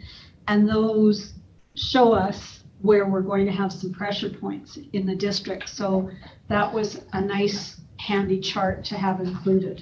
I know it As is. was the chart or the information that Keith presented to us Yeah. in the department. I know it's not as robust as Maple Ridge. That's a bit of a doorstop, that one. That's a little bit overwhelming. But I think the one thing that's really hard is, as trustees, we need to have a holistic view, but we talk about things kind of compartmentally sometimes. And that chart just, I went, oh, that ties in with this and this and this that we're talking about tonight. Just so you know, Antoine, you were talking about the exempt money, them not telling you when it's coming kind of thing. Yeah. Right? My works contract, we signed, we were promised like a signing bonus. Okay. And we were told it's going to be 3 months after we signed. Now we've been told that it's sometime between now and November, or possibly into the new year. And then I've been told that other branches of the union haven't received their increase in pay. And it was signed in April. So it's not just a school board thing. Ours, though, Demoralize your staff in 3 easy steps. Say it again. I would demoralize your staff in 3 easy steps. Well, that's it. We technically could say, oh, gee, exempt staff, they didn't fund us for your whole thing. No way. But you're not going to get the thing. No way. And that just is not fair. No. Even though it might happen in industry, it's not fair. The other budget item is the snapshot we started a couple years ago. So that kind of just gives the budget in a kind of a visual,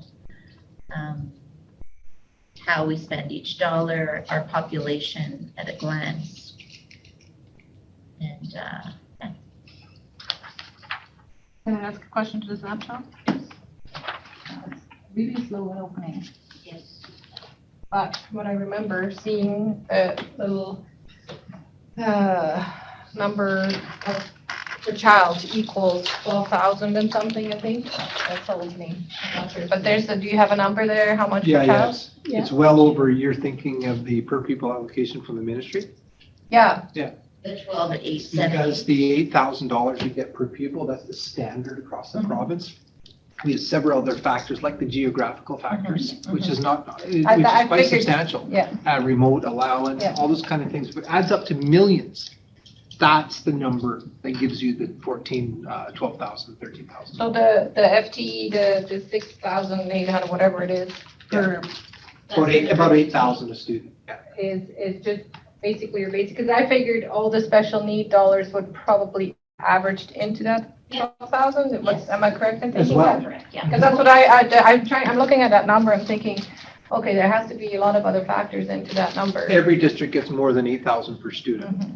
Those numbers I went to, like in the ministry dollars, all of those are included in that we divide. Kind of averaged out, like I said, there's special need where, I mean, they This is pick a definitely- number on step one, that's averaged out is my guess, on that 12, okay.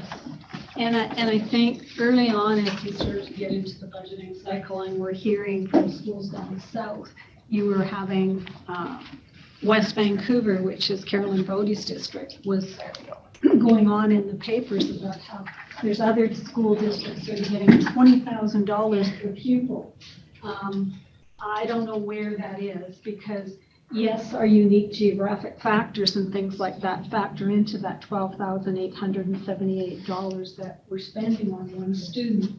But we could argue that it still doesn't meet our needs. It's an interesting question as to the value of that visual or of that information in the sense that it's such an average. Yeah. But it's just to show the overall. So then my next question on that ties in. How much is it international student? A year? I believe it's up to 13,000 this year. Yeah. Because I mean, you want to at least cover Yeah, Oh, yes. this Oh, yeah. for the full year. Yes. for the full year.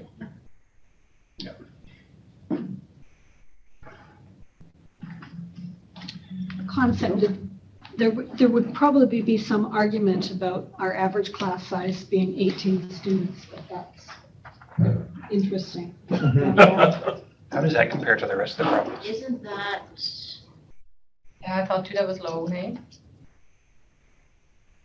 oh, thank you, Helen. I will, because that, Doesn't we have seem some right. schools that are Yeah. small. I'm gonna look back because I actually thought that was, I'm gonna keep it to myself and I'll look at that. That must be 23 equals 18 students. I'll check that calculation before we publicize it. Because, I mean, Actually- that's not even your primary class size. Let me, you know where it's misleading is that we have all the non-enrolling teachers included in there. Yeah.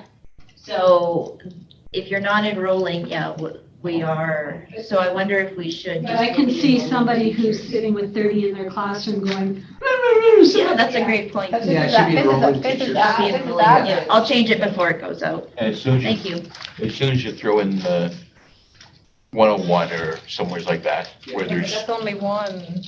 101 does have fairly robust class they've got size. robust classes. Upper halfway? like a grade 3 of 101, I mean, I'm just guessing, but there was what, 4 of them? Not in a class. But For the grade class threes. size includes the multi-age groups. Okay. Not just by grade. Okay, I was thinking grade. No problem. We'll correct that though and. Yeah, we'll definitely make that It's not going to be enrollment. anywhere near 30 though, I can tell you that. Even North Peace, for example, has some that are, but lots that are a lot less than that. Yeah, thank you, Helen. That's a good, that's not a good publicizing one. Yeah, it's just, I know. Actually, great recruitment tool. You only get My kids Um, are false No, promises. we'll definitely change that. Thank you. My boys are 21 and 23 kids in their class, so I think that's pretty good. You can't have more than 20. I don't know if it's a easy question to ask. It's a max, but they it'd can't have more than 20. be A number for like remedy that we're paying out. I can tell you because I'm going through the remedy calculation. Because there's like a district number. I can tell you what we were funded for the current year, but I can't tell you if that's where we actually landed. Because you Can won't, that come at a later time? Anytime. well, it does, and the thing is, No. it's generated by the picture we see in September, isn't it? October, sorry. End of September is what it is. It's when the classes come together. When the classes We come start together. paying them. They start paying them. How do you capture the ELL? At what point? Is that the moment they come in? Does it have to do with? They capture it in the September 1701 count. And what grades is it? Grades? Grades 1, so generally speaking, Madeline, if we get them at that age, they're 5 years of service, and I know lots of opinions out here, but grade 1 to grade 6 would be when they get their service for ELL, when they're funded. After that, they're no longer funded. They're not funded. They're only funded for 5 years, and so sometimes. I knew it was 5 years, but I didn't know, sorry, if they came in like, I met a kid today, actually, in grade 4 or 5 split, I think it was, that parents speak 0 English, and the kid was pretty So low. we would get 5 years of service when From when we first Okay. started. That's not until grade 6. when we Yeah. first did, when they were enrolled as an ST60 student. But there is a factor of some discretion there, because sometimes what will happen in the system is there are kids that you use it all between grade 1 and 6. But if somebody's perking along fairly well by grade 3 or 4, and you especially think that they might end up high academic stream, you might save 2 years or a year of their ELL to hit when vocabulary at your secondary level really starts to enter into your courses. So you don't have to claim 5 in a row, but you can do a total of 5. I can actually pause it. Got it, okay. Yeah.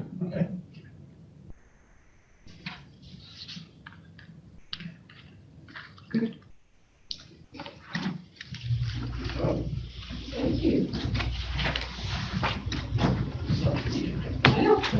On to the next phase.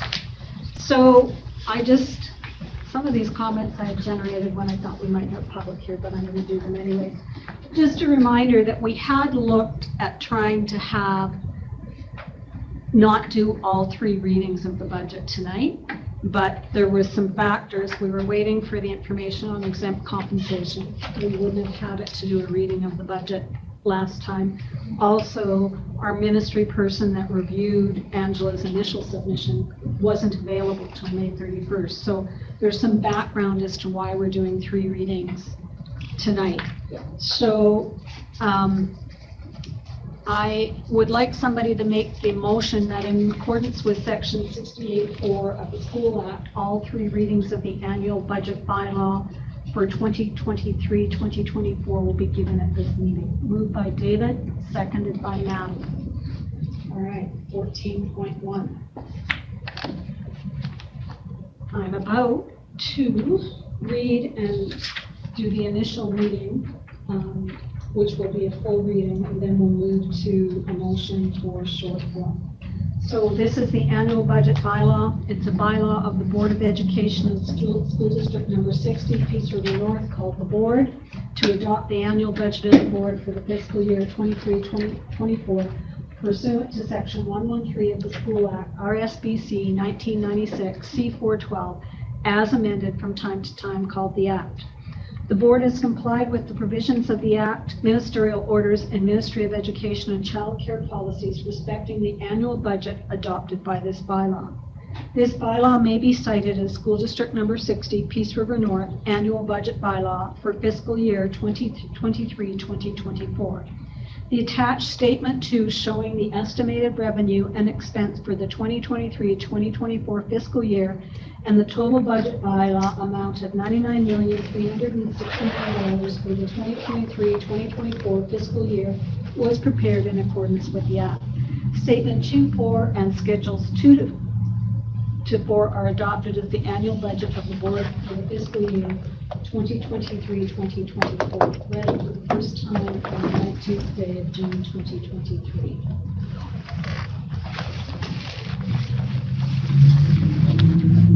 So can I have a mover and seconder related to that? Moved by Ida, seconded by Thomas. Now, can I please get a motion that the second and third reading can be done in short form? Moved by David, seconded by Madeline.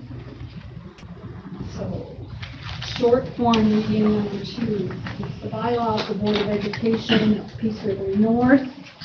It's pursuant to the School Act, and we've met with all the provisions of the Act and ministerial orders and everything we're supposed to do for the 2023-2024 fiscal year. Our attached Statement 2 shows our estimated revenue and expenses, and the total budget bylaw amount for 2023-2024 will be $99,369, and we prepared it in accordance with the Act. Statement 2, 4, and Schedules 2 to 4 are adopted as the annual budget of the Board for the fiscal year 2023. Can I please get a mover and a seconder? Moved by David, seconded by Bill. For the second reading.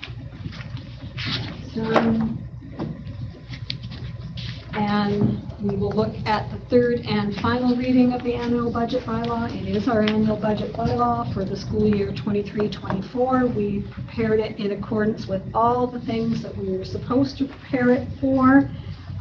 It will be cited as our annual budget bylaw for the fiscal year 23-24. All the attached statements are there and schedules, and we're looking for a budget bylaw amount of $99,369 for the 2023-2024 fiscal year that we've read a third time and passed and adopted on the 19th day of June 2023. Can I get a mover and seconder? Moved by Ida, seconded by Bill. Done. Thank you, everybody. Okay, moving on to new business. We do not appear to have anybody here from the PRNTA or CP or District Parent Advisory Council.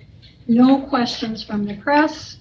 So could I please get a motion to suspend the regular meeting so we can move into camera? Moved by David, seconded by Bill. All in favor? So could I please have a motion that our in-camera motions are brought forward for implementation? Moved by Bill, seconded by David. All in favor? Carried. Now could I get a motion to adjourn the meeting? Moved by David, seconded by Bill.